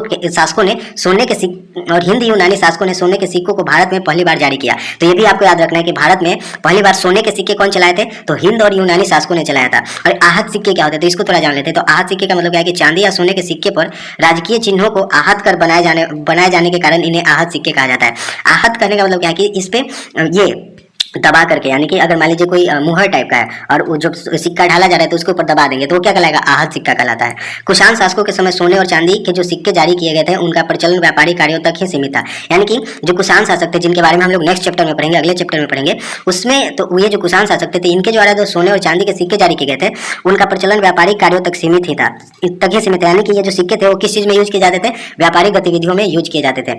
इन शासकों के द्वारा दैनिक कार्यों के उपभोग के लिए तांबे के सिक्के का भी प्रचलन में लाया गया। यानी कि व्यापारिक गतिविधियों के लिए कौन से सिक्के? तो सोने और चांदी के। और अगर और भी जैसे कि दैनिक कार्यों के लिए अगर सिक्कों की आवश्यकता होती थी तो किस चीज का होता था? तांबे का सिक्का होता था। पुरातत्वविदों को इस काल के सिक्के बड़े पैमाने पर मिले हैं। यानी कि यहाँ पे आप देखते हैं ये सोने का सिक्का है, ये तांबे का सिक्का है, ठीक है, इस तरीके से यहाँ पे आप देख सकते हैं। तो क्या करा कि एक बड़े पैमाने पर मिले इन सिक्कों से हमें उसके जारी करने वाले शासकों के समय व्यापार, वाणिज्य एवं आर्थिक समृद्धि की जानकारी मिलती है। यानी कि अगर यहाँ पे आप देख सकते हैं कि ये राजा है, इसके बारे में कुछ लिखा हुआ है, यहाँ पे आप देख सकते हैं। तो इस तरीके से लोग क्या करते हैं, अगर सिक्के हमें प्राप्त होती हैं तो इसका अध्ययन किया जाता है, ये जाना जाता है कि ये कब बनाया गया था, साथ ही साथ इस पे किस राजा का चित्र बनाया हुआ है, उसके राज्य के बारे में लिखा हुआ है, कब ये जारी किया गया था उसके बारे में लिखा हुआ है। तो क्या करा है कि सिक्कों पर शासकों, देवी देवताओं आदि के चित्र अंकित रहने से उस काल के कलात्मक विकास की भी जानकारी हमें प्राप्त होती है। कुषाण शासक के सिक्कों पर बौद्ध धर्म के चिन्ह अंकित मिलते हैं। तो ये भी आपको याद रखना है कि जो कुषाण शासक जो होते थे अपने द्वारा जो सिक्के जारी करते थे तो उसमें किस धर्म का जो है बौद्ध चिन्ह है, वो कौन से धर्म का यूज किया जाता था? तो बौद्ध धर्म का जो चिन्ह है वो यूज किया जाता था, अंकित किया जाता था इसके ऊपर। अतः ये सिक्के उस समय भी आर्थिक संपन्नता एवं धार्मिक मान्यताओं पर प्रकाश डालते हैं। अब हमें पढ़ना है शहर की समृद्धि एवं शहर के विभिन्न गतिविधियों का केंद्र, यानी कि शहर की समृद्धि एवं शहर विभिन्न गतिविधियों का केंद्र। तो हमें पहले ये जानना है कि शहर की समृद्धि मतलब शहर कितना समृद्ध था और शहर में कौन कौन से कार्य किए जाते थे, ठीक है। तो आइए पढ़ते। तो क्या करा कि व्यापार वाणिज्य के क्षेत्र में अत्यधिक विकास ने शहरों की समृद्धि को बढ़ाया। यानी कि हम लोग जानते थे कि ज्यादातर जो व्यापारिक गतिविधि होती थी वो कहाँ पे होती थी? शहरों में होती थी। अब इससे क्या हुआ कि जातक कथाओं से हमें जानकारी प्राप्त होती है। तो ये जातक कथा क्या होता है इसके बारे में हम लोग इसमें पढ़ना है कि जातक कथा क्या होता है और ये इन कथाओं को संकलित किसने किया। तो ज्यादातर जो बौद्ध धर्म के अनुयायी होते थे उन लोगों ने जातक कथाओं को संकलित किया था। तो ये क्या होता है इसको आगे जानेंगे। तो क्या करें यहाँ पे कि जातक कथाओं से हमें क्या जानकारी प्राप्त होती है कि किस तरह के लोग व्यापार के माध्यम से आर्थिक रूप से संपन्न होते जा रहे थे और शहर कई गतिविधियों का केंद्र हुआ करता था। यानी कि अगर आप शहर में जाइएगा तो ऐसा नहीं है कि सिर्फ व्यापारी होता है, शहर में बहुत से अलग अलग तरीके के कार्य भी होते हैं, जैसे फैक्ट्रियां हो गई या फिर शिल्प कला से रिलेटेड या फिर इंटरटेनमेंट से रिलेटेड, मनोरंजन से रिलेटेड बहुत सारे कार्य किए जाते हैं शहरों में। वे शिल्प कला, व्यापार, वाणिज्य, धर्म, शिक्षा आदि के केंद्र के रूप में विकसित है। यानी कि शहर में ज्यादातर ऐसा नहीं था कि सिर्फ व्यापार और वाणिज्य भी ही होता था। शहर जो है वो शिल्प कला के लिए भी, धर्म, शिक्षा आदि के केंद्र के रूप में भी विकसित थे। इस समय उत्तरी भारत में के प्रमुख नगर जो थे वो कौन थे? तो तक्षशिला, कौशाम्बी, श्रावस्ती, हस्तिनापुर, मथुरा, वैशाली, पाटलिपुत्र, उज्जैनी आदि। और दक्षिण भारत में टगर, पैठन। और दक्षिण भारत की अगर बात करें तो दक्षिण भारत में कौन कौन से शहर उस समय फेमस थे? तो वो थे टगर, पैठन, धान्यकटक, अमरावती, अरिकमेडु आदि महत्वपूर्ण शहर थे। तो अगर आपको लिखने के लिए आ जाए कि उत्तर भारत के प्राचीन समय में मौर्य साम्राज्य के समय के जो कुछ शहर है उत्तर भारत के, उनका नाम बताइए, तो उसमें क्या हो जाएगा? तक्षशिला, कौशाम्बी, श्रावस्ती, हस्तिनापुर, मथुरा, वैशाली, पाटलिपुत्र, उज्जैनी। ठीक है, ये उत्तर भारत के शहर थे। और अगर दक्षिण भारत के शहरों के बारे में बात किया जाए तो दक्षिण भारत के कौन कौन से शहर थे? तो हो गया टगर, पैठन, धान्यकटक, अमरावती, अरिकमेडु आदि। और अब हमें पढ़ना है पाटलिपुत्र के बारे में। ठीक है, तो पाटलिपुत्र क्या था? तो पाटलिपुत्र जो है क्या करें कि विभिन्न गतिविधियों के केंद्र के रूप में हम पाटलिपुत्र का उदाहरण ले सकते हैं। यह महाजनपद काल से ही अर्थात 6ठी शताब्दी ईसा पूर्व से ही एक महत्वपूर्ण नगर रहा है। यहाँ यातायात के लिए 2 तरह के साधन उपलब्ध है, यानी कि पाटलिपुत्र में अगर आपको आना है या फिर पाटलिपुत्र में यातायात करना है तो 2 तरीके के साधन उपलब्ध है। पहला जल मार्ग और स्थल मार्ग, यानी कि 2 तरीके के मार्ग उपलब्ध थे। यहाँ पे आप देख सकते हैं पाटलिपुत्र, और आज ये पटना के नाम से जाना जाता है। ठीक है, अब क्या करा है कि यहाँ पे 2 तरीके के यातायात के साधन थे, एक जल मार्ग से होकर के और दूसरा स्थल मार्ग। ठीक है, अब क्या करा है कि उत्तर पश्चिम में तक्षशिला की ओर जाने वाला स्थल मार्ग पाटलिपुत्र से होकर ही जाता था, और दूसरी ओर जल मार्ग द्वारा ताम्रलिप्ति, बंगाल बंदरगाह तक यहाँ से रास्ता जाता था। यह बर्मा और श्रीलंका के लिए प्रमुख बंदरगाह था। यानी कि अगर यहाँ से मगध शासक को व्यापार करना है कहाँ से? बर्मा और श्रीलंका के लिए, तो ये पाटलिपुत्र से होकर ही जाता था। और शहर के चारों तरफ, और यहाँ पे पाटलिपुत्र में क्या था कि शहर के चारों तरफ किलेबंदी की गई थी। क्या किया गया था? किलेबंदी की गई थी, और बौद्ध भिक्षुओं को ठहरने के लिए कई संघाराम थे। और वर्तमान पटना का भिखना पहाड़ी संभवतः किसी समय बौद्ध भिक्षुओं के ठहरने की जगह थी। यानी कि ये जो पटना का जो भिखना पहाड़ी एरिया है वो ऐसा माना जाता है कि उस समय के जो बौद्ध भिक्षु थे उनको उनके ठहरने के लिए, और इसी से पता चलता है भिखना मतलब जो भिक्षु होते थे उन्हीं के नाम पे शायद ये भिखना पहाड़ी पड़ा है। ठीक है, अब क्या करें कि पाटलिपुत्र राजकीय एवं लोक कला के प्रसिद्ध केंद्र के रूप में विकसित था। तो जो पाटलिपुत्र था वो क्या था? राजकीय लोक कला के प्रसिद्ध केंद्र के रूप में विकसित था, और आसपास के किसान एवं पशुपालक अपने उत्पादन को बेचने शहर आया करते थे। और पाटलिपुत्र हजारों वर्ष तक प्रशासनिक गतिविधियों का प्रधान केंद्र बना रहा था, और यहाँ बड़े बड़े प्रशासनिक एवं सैन्य अधिकारी निवास करते थे जो उच्च वर्ग के आय समूह के लोग थे। इनकी आवश्यकता को ध्यान में रखते हुए कई प्रकार की सांस्कृतिक गतिविधियां विकसित की गई थी। इन अधिकारियों द्वारा मठों एवं मंदिरों को दान दिया जाता था, यानी कि लोग क्या करते थे? मठों और मंदिरों को दान देते थे। प्रायः शहर के राजा रानी, बड़े बड़े अधिकारी, धनी व्यापारी एवं शिल्पकार दान देते थे। स्रोतों से जानकारी मिलती है कि यहाँ अस्त्र शस्त्र बनाने वाले, रथ बनाने वाले रथकार, सोनार, लोहार, बुनकर, बढ़ई आदि निवास करते थे। तो ये लोग यहाँ पे रहा करते थे। कहाँ पे? पाटलिपुत्र में। हमें उस समय के गांव के बारे में अपेक्षाकृत कम जानकारी प्राप्त है, क्योंकि उस समय के गांव की खुदाई पुरातत्वविदों द्वारा शायद ही हुआ है। यानी कि गांवों के बारे में कोई हमें ऐसा उल्लेख नहीं है और ज्यादातर जानकारी नहीं मिलता है। क्यों? क्योंकि जो हिस्टोरियंस हैं, जो पुरातत्वविद हैं, वो गाँव की खुदाई नहीं की है। अगर कोई इंपॉर्टेंट जो महत्वपूर्ण शहर है, प्राचीन शहर है, उनकी खुदाई की गई तो उनके बारे में हमें जानकारी मिलती है। फिर भी अभिलेखों एवं तत्कालीन साहित्यों से हमें गांवों के बारे में जानकारियां प्राप्त होती है।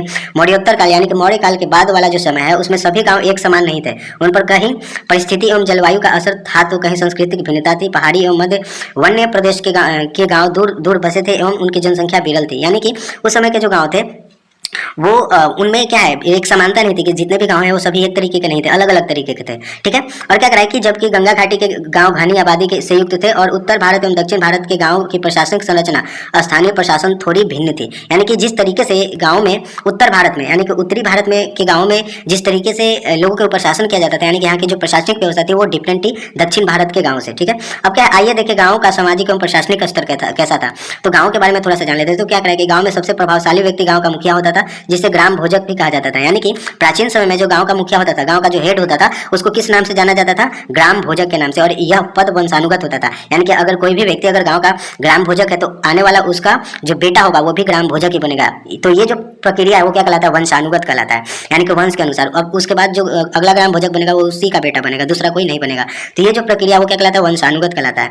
अब क्या करा है कि इसके पास गाँव में सबसे अधिक भूमि होती थी, यानी कि जो ग्राम भोजक होता था उसके पास क्या होता था? सबसे अधिक भूमि होती थी, और ये खेती करने के लिए दास या गुलाम रखते थे, जिसको बंधुआ मजदूर कहते हैं। क्या कहते हैं? बंधुआ मजदूर। यानी कि ये बंधुआ मजदूर क्या होता है इसको थोड़ा बताते हैं। तो क्या होता है ना कि अगर कोई भी व्यक्ति जिसके पास ज्यादा भूमि है या फिर ज्यादा पैसे हैं तो ये लोग क्या करते थे कि लोगों को कुछ पैसा दे दिए, कर्ज दे दिए, और इस तरीके से लोग देते थे कि इस तरीके से ये लोग देते थे कि आप मेरे यहाँ क्या हो गए हैं, बंद गए हैं, मतलब आप मेरे यहाँ छोड़ करके, अगर मान लीजिए कोई व्यक्ति इसके पास बहुत पैसा है, जमीन है, तो ये क्या करेगा कि कोई ऐसा व्यक्ति जो गरीब है और जिसको पैसे की आवश्यकता है, तो ये क्या कर देता है कि ऊंचे ब्याज दर पे क्या करता था, ऊंचे ब्याज दर पे इसको कर्ज दे देता था और इस तरीके से देता था कि ये बाद में आगे चल के चुका ना सके, यानी कि इस तरीके से देता था। और ये गरीब है तो ये क्या करेगा, और इसके यहाँ अगर ये काम करेगा, यानी कि इस व्यक्ति के यहाँ अगर ये काम करता है जा करके, तो इसको मजदूरी बहुत कम देगा, बहुत मजदूरी जो है वो बहुत कम देगा और कर्ज जो है वो ज्यादा दर पे देगा। तो इसका इनकम उतना होगा ही नहीं कि ये इसको वापस चुका सके और अपने आप को ऋण से उधार कर सके। तो ये जो प्रक्रिया है ना,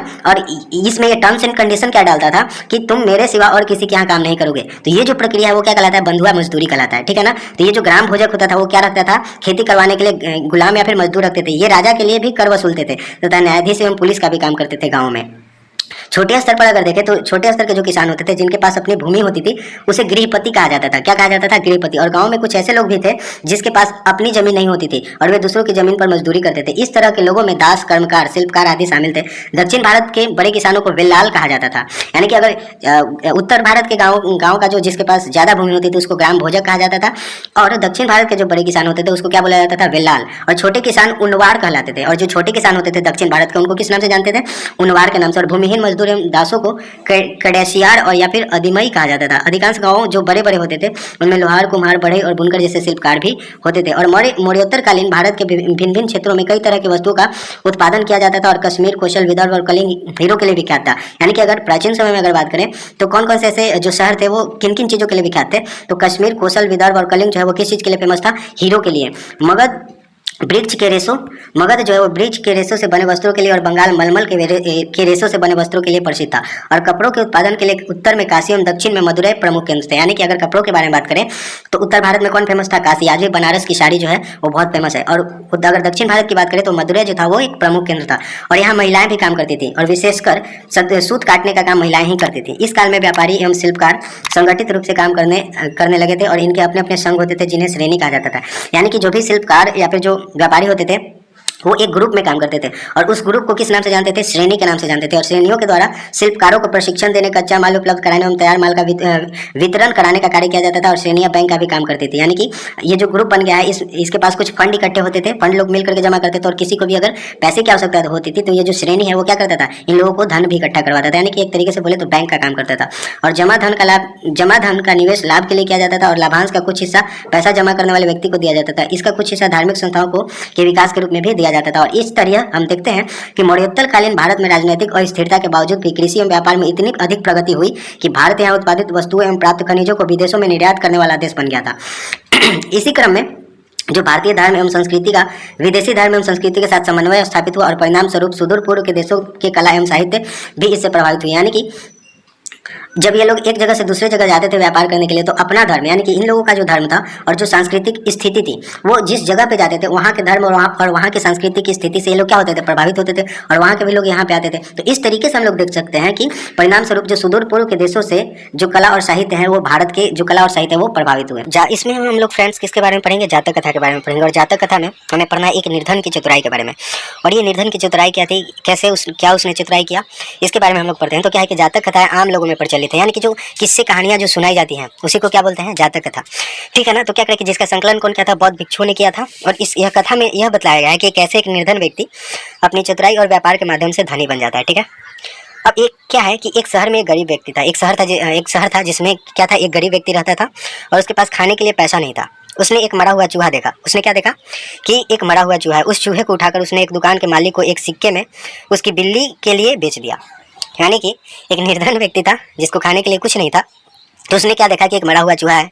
इस चूहे को उठा करके लेकर के गया एक दुकानदार के पास जिसके जो क्या पोस करके रखे हुए था, मतलब क्या पाले हुए था, तो एक बिल्ली पाले हुए था। तो ये बोला कि आपकी बिल्ली भूखी है, इस बिल्ली को ये जो चूहा है वो हमने मार करके लाया है बड़ी मेहनत करके, अगर आप इसको एक पैसे में ले लेते हैं तो हमको बहुत अच्छा लगेगा। दूसरे दिन एक बड़ी जोरों की आंधी आई तो एक सिक्के में क्या किया, उसने बिल्ली को दे दिया, तो उसको एक सिक्का मिल गया वहाँ से। दूसरे दिन क्या हुआ कि बड़ी जोरों की आंधी आई, वहाँ के राजा का बगीचा टहनियों एवं पत्तों से भर गया। राजा का माली उसे साफ करने के लिए परेशान था। तभी इस व्यक्ति ने बगीचों की सफाई का काम माली से इस शर्त पर ले लिया कि बदले में माली सारी टहनियाँ एवं पत्ते उसे दे देगा। ये बोला। एक राजा का बाग था, बगीचा था, जिसमें राजा का माली साफ सफाई करता था। तो एक दिन आंधी आई, तो हम लोग देखते हैं कि जब आंधी तूफान आता है तो क्या है, पत्ते और टहनियाँ टूट करके उसमें भर जाते हैं। तो इसने क्या किया, तो उसका जो माली था वो बहुत परेशान था। तो इसने क्या बोला कि इसने माली को जाकर के बोला कि हम इसकी साफ सफाई हम खुद कर देंगे, लेकिन ये जितने भी टहनियाँ हैं यानी कि जो लकड़ियाँ हैं वो हम ले करके जाएंगे। माली तुरंत तैयार हो गया, बोला कि ठीक है ठीक है ठीक है, कोई बात नहीं, ले जाओ। उससे क्या हुआ कि उसी समय पास बहुत सारे बच्चे खेल रहे थे। व्यक्ति ने उन्हें मिठाई का लालच देकर टहनियों एवं पत्तों को बाहर रखने को कहा। देखते ही देखते बगीचा बिल्कुल साफ हो गया और टहनियों एवं पत्ते भी एक जगह जमा हो गया। तभी राजा का कुम्हार बर्तन पकाने के लिए ईंधन की तलाश में उधर से गुजर रहा था। उस चतुर व्यक्ति ने उन टहनियों एवं पत्तों को उसके हाथ बेच दिया। उससे उसके पास कुछ पैसे इकट्ठे हो गए। देखिए, यहाँ से इसने इस सारी टहनियों और पत्तों को इकट्ठा करवा लिया और बच्चों से मिठाई का लालच दे करके। और उसी समय जो कुम्हार था यानी कि अपने मिट्टी के बर्तन को पकाने के लिए उसके क्या है जो बोलते हैं ईंधन की आवश्यकता थी, लकड़ियों की आवश्यकता थी, तो उसने कुम्हार से क्या कर दिया, बेच दिया। उससे भी कुछ उसको पैसे इकट्ठे हो गए। उसके बाद उस व्यक्ति को एक चतुराई सूझी और उसने एक बर्तन में पानी लेकर घास काटने वाले 500 व्यक्तियों को पानी पिलाया। उसकी सेवा भक्ति देकर के घास काटने वाले ने उसे कहा, तुमने मेरी प्यास बुझाई, बोलो तो हम तुम्हारे लिए क्या कर सकते हैं। उस व्यक्ति ने जवाब दिया कि आपको तब बताऊंगा जब मुझे आपकी सहायता की आवश्यकता होगी। यानी कि इन लोगों को पानी पिलाया तो ये लोग बोले कि बोलो, तुमने हमें हमारी प्यास बुझाई तो हम तुम्हारी मदद करना चाहते। तो ये बोला कि ठीक है, हम तो आपसे मदद मांगेंगे, लेकिन जब हमें ज़रूरत होगी हम आपको बताएंगे। चतुर व्यक्ति ने उसके बाद एक व्यापारी से दोस्ती कर ली। उस व्यापारी ने उसको बताया कि कल 500 घोड़ों के साथ एक बड़ा व्यापारी शहर आ रहा है। तभी उस व्यक्ति ने घास काटने वाले के पास जाकर के कहा कि कल तुम सभी मुझे एक गट्ठा घास दोगे और तब तक अपनी घास मत बेचना जब तक पूरी घास नहीं बिक जाए। इस तरह उस व्यक्ति के पास 500 गट्ठर घास जमा हो गए। जब घोड़े के व्यापारी का कहीं घास नहीं मिल रहा था तो उसने उस व्यक्ति से 1000 सिक्के में इस सारे घास खरीद लिए। इस तरह देखते ही देखते अपनी चतुराई से वह निर्धन व्यक्ति क्या बन जाता है, धनी बन जाता है। सोच के देखिए। चैप्टर 11 पढ़ेंगे जिसमें हमें पढ़ना है सुदूर प्रदेशों से संपर्क। यानी कि जैसा कि हम जानते हैं कि मौर्य साम्राज्य के पतन के बाद मगध क्षेत्र में शुंग वंश की स्थापना होती है। तो जैसा कि आपको पता होगा कि मगध पे किसका शासन चल रहा था, मौर्य वंश का शासन चल रहा था। और हम लोगों ने क्या देखा था कि जो मौर्यन एम्पायर यानी कि जो मौर्यन साम्राज्य है, जब वो कमजोर होता है, जो टूटने लगता है छोटे छोटे हिस्सों में, तो वहीं से क्या है कि विदेशियों का आक्रमण हो जाता है। कहाँ पे, भारत के ऊपर। और भारत का जो उत्तर पश्चिमी जो हिस्सा है उसको अपने कब्जे में लेना शुरू कर देता है। ये जो बाहर के जो बैक्ट्रियन या फिर यूनानी शासक, ग्रीक शासक भी इनको बोलते हैं, तो ये सभी क्या करते हैं, भारत के उत्तर पश्चिमी हिस्से पे अटैक करते हैं और अटैक करके इन सारे हिस्सों को अपने कब्जे में लेना शुरू कर देते हैं धीरे धीरे धीरे धीरे। और एक समय ऐसा आता है जब ये मगध साम्राज्य के ऊपर भी ये क्या कर देते हैं, अटैक कर देते हैं। कुषाण के समय में होता है और ये क्या करके मगध के ऊपर शासन करने लगते हैं। तो जैसा कि हम लोगों ने देखा था कि जो चंद्रगुप्त मौर्य था उसका जो साम्राज्य था वो इन हिस्सों तक फैला हुआ था। अशोक के समय भी मौर्य साम्राज्य इतने बड़े क्षेत्र पे फैला हुआ था। लेकिन जब हम लोग जानते हैं कि जैसे सेंट्रल लीडरशिप कमजोर होती है, यानी कि जब राजा इतने बड़े हिस्से पे कंट्रोल नहीं कर पाता है तो उसका जो हिस्सा है वो क्या हो जाता है, टूटने लगता है। यानी कि उसका जो साम्राज्य जो होता है वो टूट करके बिखरने लगता है। अब इसी का फायदा उठा करके, यानी कि इन्हीं सब कमजोरियों का फायदा उठा करके जो बाहरी शासक थे, इन लोगों ने क्या कर दिया, भारत के ऊपर अटैक कर दिया और भारत के ऊपर अटैक करके इन हिस्सों को कब्जे में लेना शुरू कर देते हैं। अब देखो होता क्या होता है कि जिसका संस्थापक, और हम लोगों ने क्या देखा कि जब मौर्य साम्राज्य का पतन होता है तो मौर्य साम्राज्य के बाद जो उसका दूसरे मतलब मौर्य साम्राज्य के बाद जिस वंश का शासन आता है वो क्या कहलाता है, पुष्यमित्र यानी कि शुंग वंश कहलाता है। क्या कहलाता है, शुंग वंश का मगध पे शासन होता है। और उसका संस्थापक कौन था, तो उसका संस्थापक था पुष्यमित्र शुंग। कौन था, पुष्यमित्र शुंग। शुंग वंश की स्थापना होती है जिसकी स्थापना कौन करने वाला था, पुष्यमित्र शुंग, जो अंतिम मौर्य शासक बृहद्रथ का सेनापति था। जो अंतिम मौर्य शासक था बृहद्रथ उसका सेनापति था। और उसका राज्य अधिक दिनों तक नहीं बन रह सका क्योंकि भारत की सीमा बाहर से विदेशी सेनाओं के आक्रमण इस काल में होने लगे और कुछ समय बाद ही विजेताओं ने अपनी सत्ता सुदृढ़ कर ली। तो इसका क्या मतलब हुआ कि सबसे पहले हमें क्या समझना है कि यहाँ पे मौर्य वंश का शासन चल रहा था। मौर्य वंश, जैसा कि हम लोगों ने देखा कि अशोक जो था वो क्या कर दिया था कि युद्ध त्यागने की नीति अपना लेते। हम लोगों ने पढ़ा था ना अशोक का धर्म चक्र परिवर्तन, और उसी में क्या पढ़ा था कि अशोक के धर्म के बारे में। तो अशोक क्या बोल रहा था, उसने बुद्धिज्म को अपना लिया था और बुद्ध के जो अहिंसा वाली नीति है उसको बढ़ावा दे रहा था सभी जगहों पर। और बोल रहा था कि राजा को, एक शासक जो होता है उसको किसी भी दूसरे राज्य के ऊपर अटैक नहीं करना चाहिए और मारकाट नहीं करना चाहिए, युद्ध नहीं करना चाहिए। तो सोच के देखिए, अगर एक राजा जो इतने बड़े क्षेत्र का मालिक है, यानी कि इतने बड़े क्षेत्र का जो मालिक है मगध साम्राज्य का, वो राजा जो इतने बड़े क्षेत्र पे शासन करता है, और सोच के देखो कि अगर वो युद्ध करना छोड़ दे तो क्या होगा कि उसका साम्राज्य कमजोर हो जाएगा। क्योंकि एक राजा को युद्ध लड़ना बहुत महत्वपूर्ण है, क्योंकि जब तक वो युद्ध नहीं लड़ेगा तब तक उसके ये साम्राज्य उसके साथ नहीं रह पाएंगे, क्योंकि उसके जो दुश्मन होंगे वो तो अटैक करेंगे और आप युद्ध नहीं कीजिएगा तो वो क्या कर देंगे, आपको हरा देंगे। तो इसलिए अशोक ने क्या बोला कि मेरे जितने भी वंशज आएंगे उन सबको भी हम अपने पिलर यानी कि रॉकेट पिलर से या फिर हम लोगों ने क्या देखा था कि उसने क्या किया था, खुदाई करवाया था, शिलालेख लिखवाया था, और उस पर वो बोला था क्या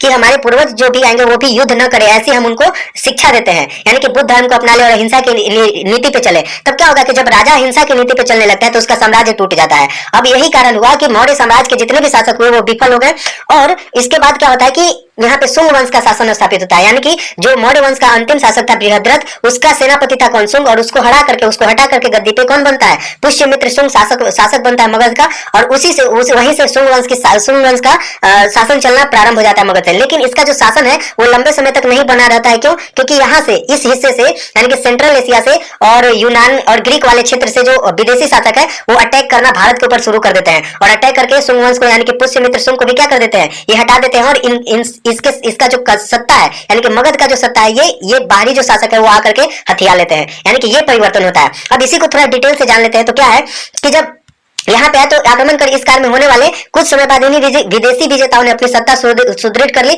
और इन्होंने भारत में अस्थायी रूप से रहना शुरू किया, और धीरे धीरे यहाँ की संस्कृति में लीन हो गए, और इनमें कुछ प्रमुख वंश इस प्रकार थे। तो ऐसा नहीं था कि कोई एक वंश आया था, इसमें बहुत सारे वंश थे, जैसे शक हो गए, कुषाण हो गए, बहुत सारे थे। अब इन्हीं को देख लेते। तो पहला जो शासक आया था वो कौन था, बैक्ट्रिया का शासक, बैक्ट्रिया या फिर यूनानी शासक था। तो बैक्ट्रिया क्या है, यहाँ पे आप देख सकते हैं क्या है, ग्रीको बैक्ट्रियन किंगडम, यानी कि इस वाले हिस्सा को क्या बोलते हैं, बैक्ट्रिया बोलते हैं। क्या बोलते हैं, बैक्ट्रिया बोलते हैं। तो यही का शासक था मिनांडर। कौन था, मिनांडर। वही क्या किया था, भारत के ऊपर अटैक किया था। तो आइए पढ़ लेते हैं उसके बारे में। तो क्या करें कि ये इतिहास में इंडो ग्रीक के नाम से विख्यात है, और सबसे प्रसिद्ध जो यूनानी या फिर यवन शासक भी इसको बोलते हैं, या तो आप यूनानी इसको बोलिए या फिर यवन शासक बोल सकते हैं, जो कौन था, मिनांडर था, जो बौद्ध साहित्य में मिलिंद के नाम से जाना जाता है, यानी कि एक मिलिंद पन्हु है, बौद्ध साहित्य है जिसका नाम है मिलिंद पन्हु। तो उसी में ये जो मिनांडर है वो नागसेन जो एक बौद्ध भिक्षु था उसी के साथ ये क्या करता है, वार्तालाप करता है, और वही ग्रंथ के रूप में लिखा गया है, जिसको क्या बोला जाता है, मिलिंद पन्हु बोला जाता है। तो उसी में इस मिनांडर का जिक्र है, और ये क्या था, यवन शासक था, यानी कि विदेशी शासक था,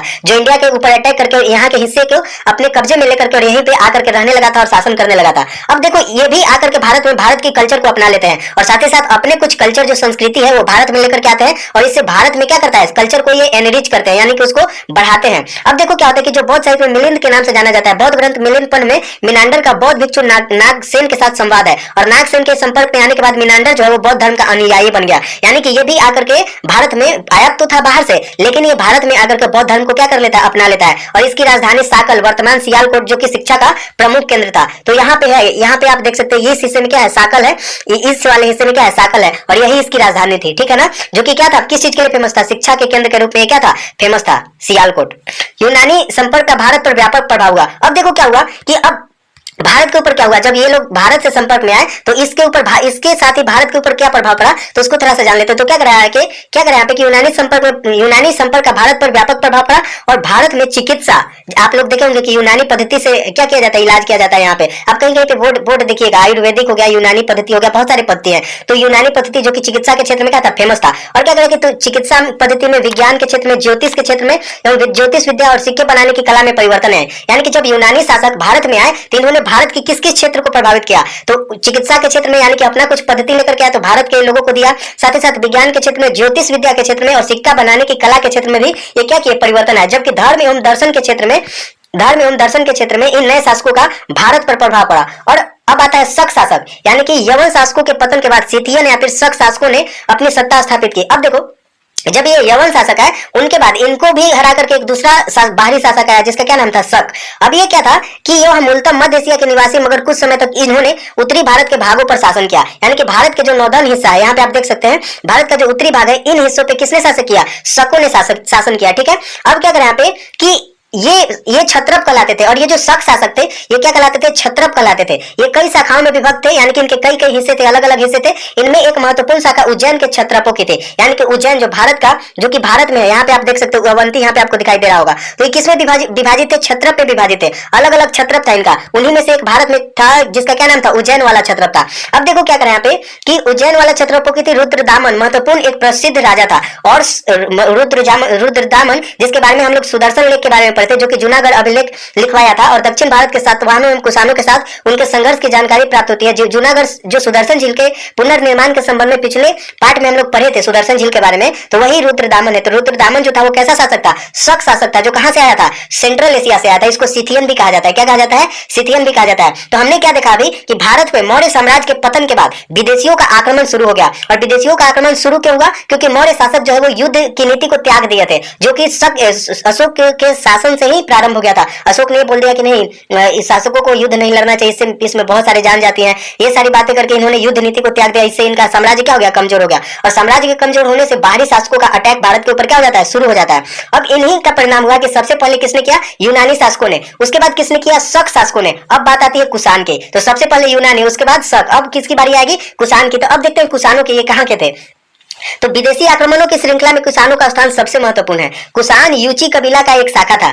कुषाण जो था वो कैसा था? यूची कबीला का एक शाखा था, एक कबीला था। भारत में इस वंश का प्रथम शासक कुजुल कड़फिसस हुआ। उसने काबुल और कश्मीर में अपना सत्ता स्थापित की। तो इसने अपनी सत्ता कहां पे स्थापित की? तो काबुल और कश्मीर में। यहाँ पे आप देख सकते हैं, ये हुई काबुल और यहाँ पे है कश्मीर, ठीक है।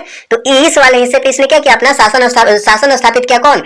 कुषाण शासकों ने। अब क्या करें कि इस वंश का सबसे महान शासक कनिष्क था। तो जो कनिष्क का आप नाम जरूर सुने होंगे, तो जो कनिष्क था वो किस वंश का शासक था? कुषाण वंश का शासक था। और ये बाहरी शासक था जो कि भारत में आया था और भारत के हिस्से पे कब्जा करके और यहीं पे शासन करना शुरू कर दिया था। और उसके समय के कुषाण साम्राज्य के अंतर्गत अफगानिस्तान, सिंध, बैक्ट्रिया, पार्थिया और आदि अनेक प्रदेश जो थे वो सम्मिलित है। अब देखो, जब ये कुषाण शासक भारत में आए तो इन्होंने क्या किया कि इतने बड़े हिस्से को आप देख सकते हैं यहाँ पे कि इतने बड़े हिस्से को, ये तो मगध के ऊपर तो शासन किए ही, साथ ही साथ इसने ये पूरे क्षेत्र को अपने कब्जे में मिला लिया था। सॉरी, इतना नहीं होगा, ये वाला हिस्सा है। तो ये इतने हिस्से को क्या कर लिया था? इसने कब्जे में मिला लिया था। कौन? कुषाण शासक। और कौन था? कनिष्क। कनिष्क साम्राज्य में इतने बड़े हिस्से क्या चलता था? शासन चलता था। अब देखो क्या हुआ कि यहाँ पे आप देख सकते हैं कि कनिष्क मगध पर आक्रमण कर प्रसिद्ध विद्वान अश्वघोष को अपनी राजधानी पुरुषपुर यानी कि पेशावर ले गया।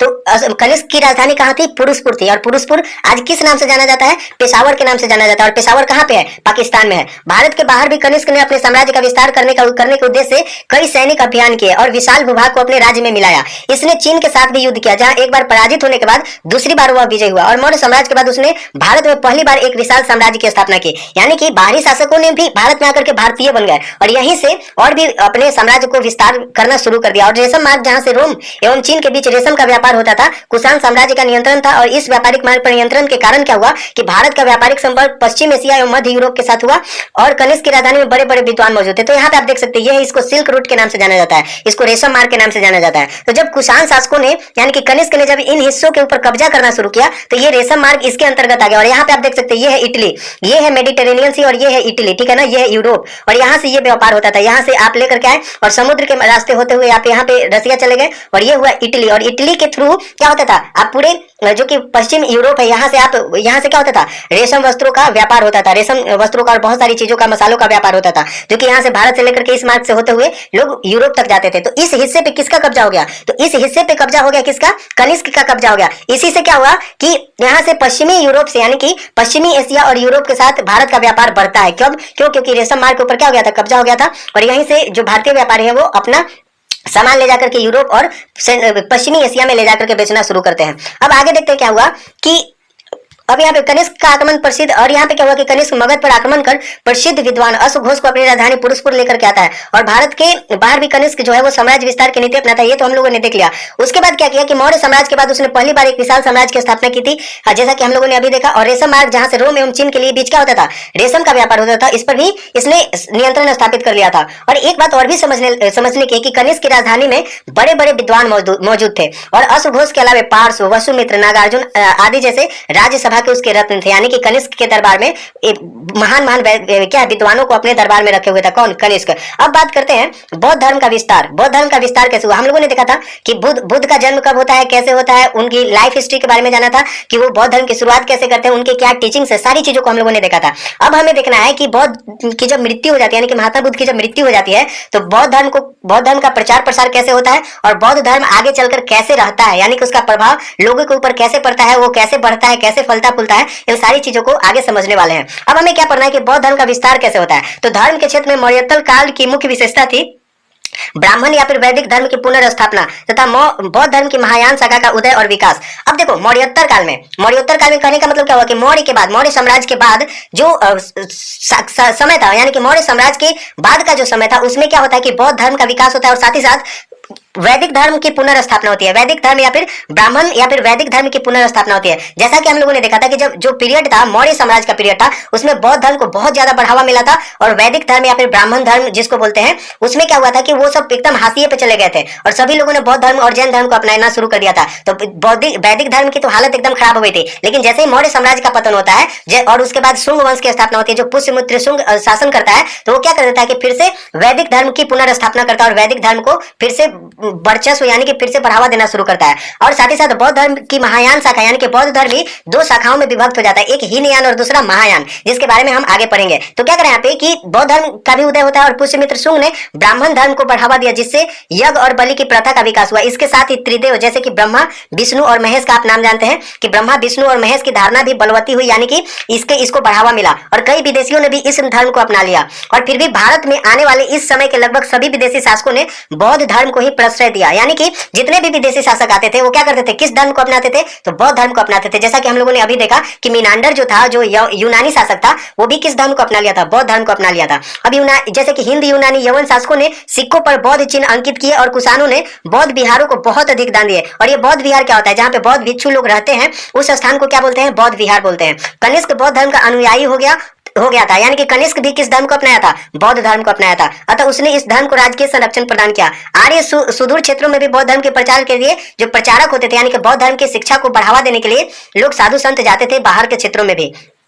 और क्या करें कि देश के भीतर बौद्ध धर्म को धनी व्यापारियों द्वारा प्रश्रय मिला, यानी कि धनी वर्ग भी क्या कर रहा था, बौद्ध धर्म को अपना रहा था और बौद्ध धर्म के लिए दान दे रहा था। इस काल के अनेक बौद्ध विहारों और व्यापारियों के अनुदान से बनाए गए और देश के अधिकांश जो बिहार व्यापारिक मार्गों या फिर पश्चिम भारत के पर्वतीय क्षेत्रों में स्थित था। जैसा कि आप लोगों ने देखा होगा, क्या लद्दाख वाला क्षेत्र हो गया या फिर आप काबुल कंधार वाला एरिया देखते हैं, वहां पे भी क्या है, बौद्ध धर्म का बहुत बड़ा सेंटर था वहां पे, जिसमें बामियान जो बौद्ध भगवान का स्टैचू था, उसको तालिबानियों ने क्या कर दिया, उड़ा दिया बम से विस्फोट करके। लेकिन वो वाला जो अफगानिस्तान वाला एरिया था, वहां पे बौद्ध धर्म बहुत विकसित था। और क्या करें आप यहाँ पे कि व्यापार के माध्यम से बौद्ध धर्म पश्चिमी एवं मध्य एशिया में पहुंचा। यानी कि अब देखो पश्चिमी और मध्य एशिया में बौद्ध धर्म कैसे पहुंचा, तो वो व्यापार के माध्यम से पहुंचा, क्योंकि जब व्यापारी व्यापार करने के लिए पश्चिम और मध्य एशिया में जाते थे तो उनके साथ बौद्ध प्रचारक भी चले जाते थे और जहां जहां व्यापारी रुकते थे वहां बौद्ध प्रचारक भी रुकते थे और अपने धर्म का प्रचार प्रसार करते थे। और व्यापार के क्रम में ही अनेक भारतीय व्यापारियों ने कसगर, खेतान, चारकंद, तुर्फान, मीरन आदि स्थानों पर क्या करते हैं, व्यापारी केंद्रों की स्थापना करते हैं और व्यापारियों के साथ बौद्ध धर्म के प्रचारक भी इन स्थानों पर गए। और मध्य एशिया के निवासियों ने धर्म प्रचारकों के संपर्क में बौद्ध मत का क्या कर लिया, ग्रहण कर लिया, यानी कि बौद्ध धर्म को अपना लिया और बौद्ध मठों की स्थापना की, यानी कि जहाँ पे बौद्ध भिक्षु रह सके वैसे जगहों की स्थापना की। इन मठों में क्या होता था कि बौद्ध धर्म ग्रंथों का अध्ययन प्रारंभ हुआ, यानी कि जो भी बौद्ध धर्म ग्रंथ था उनका लोगों ने अध्ययन करना शुरू किया और विदेशी संपर्क ने नए विचारों के विकास में भी क्या की, सहायता की। तो ये सारे कुछ परिवर्तन, जैसा कि हम लोग जानते हैं कि जब महात्मा बुद्ध की मृत्यु हो जाती है उसके बाद क्या होता है कि उनकी शिक्षाओं के संबंध में वाद विवाद प्रारंभ हो गया था और फलस्वरूप बौद्ध धर्म दो शाखाओं में बट गया था। और एक शाखा था हीनयान और दूसरा शाखा था महायान, यानी कि दोनों बौद्ध धर्म से ही रिलेटेड था, लेकिन दोनों का जो मत था, जो सोच था, वो एक दूसरे से अलग था। अब हीनयान महायान से अलग कैसे था, इसको थोड़ा सा समझते हैं। तो क्या करें कि जो हीनयान के अनुयायी होते थे, यानी कि जो बौद्ध धर्म में ही, ऐसा नहीं था कि हीनयान दूसरा धर्म है, हीनयान और महायान, हीनयान और महायान दोनों बौद्ध धर्म ही था। लेकिन हीनयान का क्या मानना था कि हीनयान के अनुयायी महात्मा बुद्ध की मूल शिक्षा में विश्वास करते थे, यानी कि ये बोलते थे कि महात्मा बुद्ध ने जो बातें बोली हैं वही हमारे लिए सर्वश्रेष्ठ है, वही सबसे महत्वपूर्ण है। लेकिन जो महायान मत के मानने वाले लोग थे उन्होंने बोधिसत्व का आदर्श प्रस्तुत किया, यानी कि बोधिसत्व के बारे में बताया। और इसके अनुसार यानी कि जो महायान मत के जो धर्मावलंबी थे उनका क्या मानना था, इनके अनुसार बुद्ध को एक धार्मिक उपदेशक के रूप में न देखकर भगवान के रूप में देखा जाने लगा। यानी कि जो महायान शाखा के मानने वाले जो लोग थे, बौद्ध भिक्षु लोग थे, उनका कहना था कि बुद्ध भगवान का क्या हुआ था, बुद्ध भगवान जो थे वो भगवान के अवतार थे और इनको एक उपदेशक के रूप में न देख करके क्या देखा जाना चाहिए, एक भगवान के रूप में देखा जाना चाहिए। और बाद में उनकी मूर्तियां बनाकर उनकी पूजा की जाने लगी। यानी कि जो बुद्ध भगवान मूर्ति पूजा के क्या थे, खिलाफ थे, यानी कि सारे जो कर्मकांड और और जितने भी आडंबर थे उसके अगेंस्ट में थे महात्मा बुद्ध। इसी के लिए उन्होंने बौद्ध धर्म की शुरुआत की और सभी लोगों को बिना किसी भेदभाव के बौद्ध धर्म में सभी को सम्मिलित किया। और यही बाद में आगे चल करके जो उनकी बौद्ध धर्म है वो दो शाखाओं में विभक्त हो जाती है, एक हीनयान और दूसरा महायान। और यही जो महायान शाखा है वो उनकी मूर्ति बना करके उनकी पूजा प्रारंभ कर देती है और इस महायान बौद्ध धर्म में भक्ति की अवधारणा का विकास होता है। और आगे अब हम लोग पढ़ना है क्या, मतलब स्थापत्य कला के बारे में, यानी कि कैसे मंदिर जो स्तूप है उनका किस शैली में, मूर्तियों का किस शैली में बनाया जाता था, यानी कि किस तरीके से बनाने का तरीका क्या होता था। जब भगवान बुद्ध की मूर्तियां बनने लगी तो उनके अलग अलग रूप थे, यानी कि उनको बनाने का जो तरीका था वो डिफरेंट था। उसी को क्या बोलते हैं, शैली बोलते हैं। क्या बोलते हैं, शैली। शैली का मतलब क्या होता है, तरीका। अब देखो क्या है, कला एवं स्थापत्य, यानी कि इस समय कौन कौन सी ऐसी जो चीजें हैं जो बनाई गई थी। तो क्या करें कि मौर्य काल में कला के विकास में भी उल्लेखनीय प्रगति हुआ और आर्थिक समृद्धि ने भी इस विकास को क्या किया, प्रभावित किया। इस समय के स्थापत्य कला के अवशेष के रूप में स्तूप, गुहा, मंदिर, चैत्य एवं बौद्ध विहार, बौद्ध भिक्षुओं का निवास स्थान जो था वो आज भी मौजूद है। और पहाड़ों में चट्टानों को काट करके बनाई गई गुफाएं बौद्ध मंदिरों एवं भिक्षुओं के रहने के लिए प्रयोग की जाती थी। और इन चैत्यों या पूजा स्थल भी, इनमें क्या है, चैत्यों और पूजा स्थल, यानी कि यहाँ पे आप देख सकते हैं ये क्या कहलाता था, चैत्य कहलाता था और ये था स्तूप था। ठीक है, अब आगे देखते हैं कि पश्चिमी भारत में कार्ले की गुफाएं तथा अजंता एवं एलोरा की गुफा मंदिरों के निर्माण के साक्ष्य आज भी मौजूद है। यानी कि आप आज भी वहां पे जाकर के देख सकते हैं कि इस काल में, यानी कि मौर्योत्तर काल में इन सारी चीजों का, यानी कि इन गुफाओं का, इन चैत्यों का, इन स्तूपों का निर्माण हुआ था। भरहुत तथा सांची के स्तूप भी शिल्प कला का अच्छा उदाहरण है। इनमें तोरण और रेलिंग को सजाने के लिए लकड़ी और हाथी के दांत का सुंदर उपयोग हुआ है। ठीक है, जैसा कि आप इस पिक्चर में आप देख सकते हैं। यह कला धर्म से प्रभावित थी, चाहे वह स्थापत्य कला हो या फिर मूर्ति कला। इस समय की कुछ विशिष्ट शैलियां विकसित हुई जो कि शुंग शैली, गांधार शैली, मथुरा शैली और अमरावती शैली में सुंदर मूर्तियों एवं स्तूपों तथा तोरण द्वारों का निर्माण हुआ। अब हमें पढ़ना है शुंग शैली, यानी कि शुंग शैली क्या होती थी। तो शुंग कला में स्तूप के चारों ओर एक ऊंची चार दीवारी बनाई जाती थी और चार तोरण द्वार लगाए जाते थे जिसको जातक कथाओं, बौद्ध चिन्हों, नाग एवं अप्सरा की मूर्तियों से सजाया जाता था। भरहुत और सांची का स्तूप इस कला का एग्जाम्पल है, यानी कि जो सांची का स्तूप बना है और जो भरहुत का स्तूप बना है वो किस शैली में बना है, किस तरीके से बना है, तो शुंग शैली में बना है। तो ये आपको याद रखना है कि जो भरहुत और सांची का स्तूप है वो किस शैली में बना है, तो शुंग शैली में उसका निर्माण हुआ है। ठीक है, आगे देखते हैं गांधार शैली। अब गांधार शैली क्या है कि यूनानी कला के प्रभाव से देश के पश्चिमोत्तर प्रदेशों में गांधार शैली का विकास होता है। यानी कि जो यूनानी शासक भारत में आए तो उन लोगों के पास भी मूर्ति बनाने की कुछ कलाएं थी, कुछ शैलियां थी, कुछ तरीके थे। वही शैली भारतीय लोगों के साथ मिलकर के एक नई शैली का जन्म होता है और उस शैली को क्या बोलते हैं, तो गांधार शैली बोलते हैं। इस शैली में क्या होता था, इस शैली की क्या विशेषता थी, तो उसको जान लेते हैं। तो क्या करा है कि इस शैली की अधिकांश मूर्तियां बुद्ध के जीवन यात्रा से संबंधित है और गांधार कला की अनेक मूर्तियां लाहौर तथा पेशावर के संग्रहालयों में क्या है, सुरक्षित है। भारत के बाहर इस कला का व्यापक प्रभाव रहा और इस शैली को इंडो ग्रीक शैली भी कहा जाता है। यानी कि गांधार शैली को और किस नाम से जानते हैं, इंडो ग्रीक शैली के नाम से। अब बात आती है मथुरा शैली की। तो मथुरा शैली क्या है कि इस काल में मथुरा भी कला का प्रमुख केंद्र था और इसमें बुद्ध की मूर्तियां बनाने में स्पष्टतः सोच भारतीय है। यानी कि ये विदेशी जो शैलियां है उससे मुक्त है, यानी कि ये सिर्फ प्योर एकदम भारतीय शैली है। जो मथुरा शैली है मूर्ति बनाने की वो प्योर भारतीय शैली है और इसमें किसी भी विदेशी शैलियों का योगदान नहीं है। अब इसमें क्या है कि इनमें यूनानी या ईरानी कला का लक्षण नहीं दिखता है और मथुरा शैली में बुद्ध की मूर्तियों के अलावा हिंदू एवं जैन की मूर्तियां भी निर्माण किया गया था और मथुरा से कनिष्क की एक सिर रहित मूर्ति मिली है। यह मूर्ति कला की दृष्टि से उच्च कोटि की है और इस शैली में स्थानीय रूप से उपलब्ध सुंदर लाल बलुआ पत्थर का उपयोग होता था। यानी कि जो मथुरा शैली में मूर्ति का निर्माण होता था उसमें किस पत्थर का उपयोग होता था, ज्यादातर तो सुंदर जो लाल बलुआ पत्थर का उपयोग होता था। ठीक है, अब बात करते हैं एक और शैली जिसका क्या नाम है, अमरावती शैली। अब अमरावती शैली में क्या होता था कि आंध्र प्रदेश के अमरावती गुंटूर जिला से बुद्ध की कई मूर्तियां मिली है। यहाँ प्राप्त स्तूप की मुख्य विशेषता इसके संगमरमर की पट्टिकाएं हैं जिन पर बुद्ध के जीवन से संबंधित दृश्यों का चित्रण किया गया है। इनमें पशुओं और पुष्पों का भी चित्र है और यह कला विदेशी प्रभाव से पूर्ण रूप से मुक्त है। यानी कि अमरावती शैली भी क्या है, एक तरीके से बोल सकते कि प्योर भारतीय शैली। यानी कि यहाँ पे भी इसमें भी किसी विदेशी शैलियों का मिश्रण नहीं है, सिर्फ एकदम प्योर शैली। तो दो प्योर शैलियां हैं, कौन कौन, एक मथुरा शैली और दूसरा अमरावती शैली। ठीक है, और एक हो गया शुंग शैली और एक गांधार शैली है जो कि यूनानियों के द्वारा लाया गया था। अब क्या कर रहे हैं कि इस तरह भारतीय सभ्यता का प्रसार प्राचीन काल में एशिया के विभिन्न देशों में हुआ और इनमें मध्य और दक्षिण पूर्व एशिया के देश शामिल है। इन संबंधों का विस्तार धार्मिक और व्यापारिक माध्यमों से हुआ। यानी कि जो एक तरीके से भारत का संबंध बाकी सुदूर प्रदेशों से कैसे हुआ, तो वो सबसे उसका मुख्य रीजन था व्यापार। क्योंकि जब व्यापारी जाते थे तो अपने अपने जो कल्चर है वहां के लोगों को बताते थे और उनके कल्चर से प्रभावित होते थे। तो इस तरीके से जो हमारा कल्चर है वो क्या होता था, मजबूत होता था, समृद्ध होता था। बौद्ध धर्म के प्रचार एवं प्रसार के क्रम में भारत का संबंध श्रीलंका, बर्मा, चीन और मध्य एशिया के साथ बना, जबकि व्यापार के माध्यम से कंबोडिया, इंडोनेशिया, थाईलैंड आदि देशों के साथ भी भारत का संबंध स्थापित होता है। तो आपको पता होगा कि मतलब हिंदू धर्म में अगर सबसे बड़ा जो टेम्पल बना है तो कहाँ पे है? कंबोडिया में। कहाँ पे है? कंबोडिया में। और कंबोडिया में कौन सा मंदिर है? तो विष्णु का मंदिर है, जिसको क्या बोलते हैं? अंकोर वाट का मंदिर। तो सोच के देखिए कि ये जो हिंदू धर्म है वो वहां पे कैसे पहुंचा? तो व्यापार के माध्यम से ही पहुंचा था। अब आगे बात करते हैं कि श्रीलंका में अशोक के समय ही बौद्ध धर्म का प्रचार हुआ और आज उस देश से इस धर्म के काफी अनुयायी जो है काफी संख्या में मौजूद हैं। और इस तरह बर्मा या फिर आधुनिक म्यांमार में बौद्ध धर्म के थेरवाद रूप का विकास हुआ। ये भी एक बौद्ध धर्म का रूप है। और इन दोनों देशों में अनेक मंदिरों और मूर्तियों का निर्माण हुआ जो भारतीय कला के प्रसार का उदाहरण है। और कुषाण शासकों के समय जो है वो अफगानिस्तान और मध्य एशिया में बौद्ध धर्म का बड़े पैमाने पर प्रचार हुआ। और गौतम बुद्ध की सबसे विशाल मूर्ति अफगानिस्तान के बामियान के पहाड़ में ही काटकर बनाई गई थी। लेकिन इसको यहाँ पे आप देख सकते हैं कि यह है बामियान की मूर्ति, जिसको तालिबानियों ने क्या किया था? यहाँ पे आप देख सकते हैं ये पहाड़ को काट करके बनाया गया था बौद्ध भगवान की मूर्ति, जिसको तालिबानियों ने क्या कर दिया था? जब 1996 में तालिबान अफगानिस्तान पे शासन कर रहा था तो उसी समय ये क्या कर दिया था कि बुद्ध की मूर्ति को बम से उड़ा दिया था।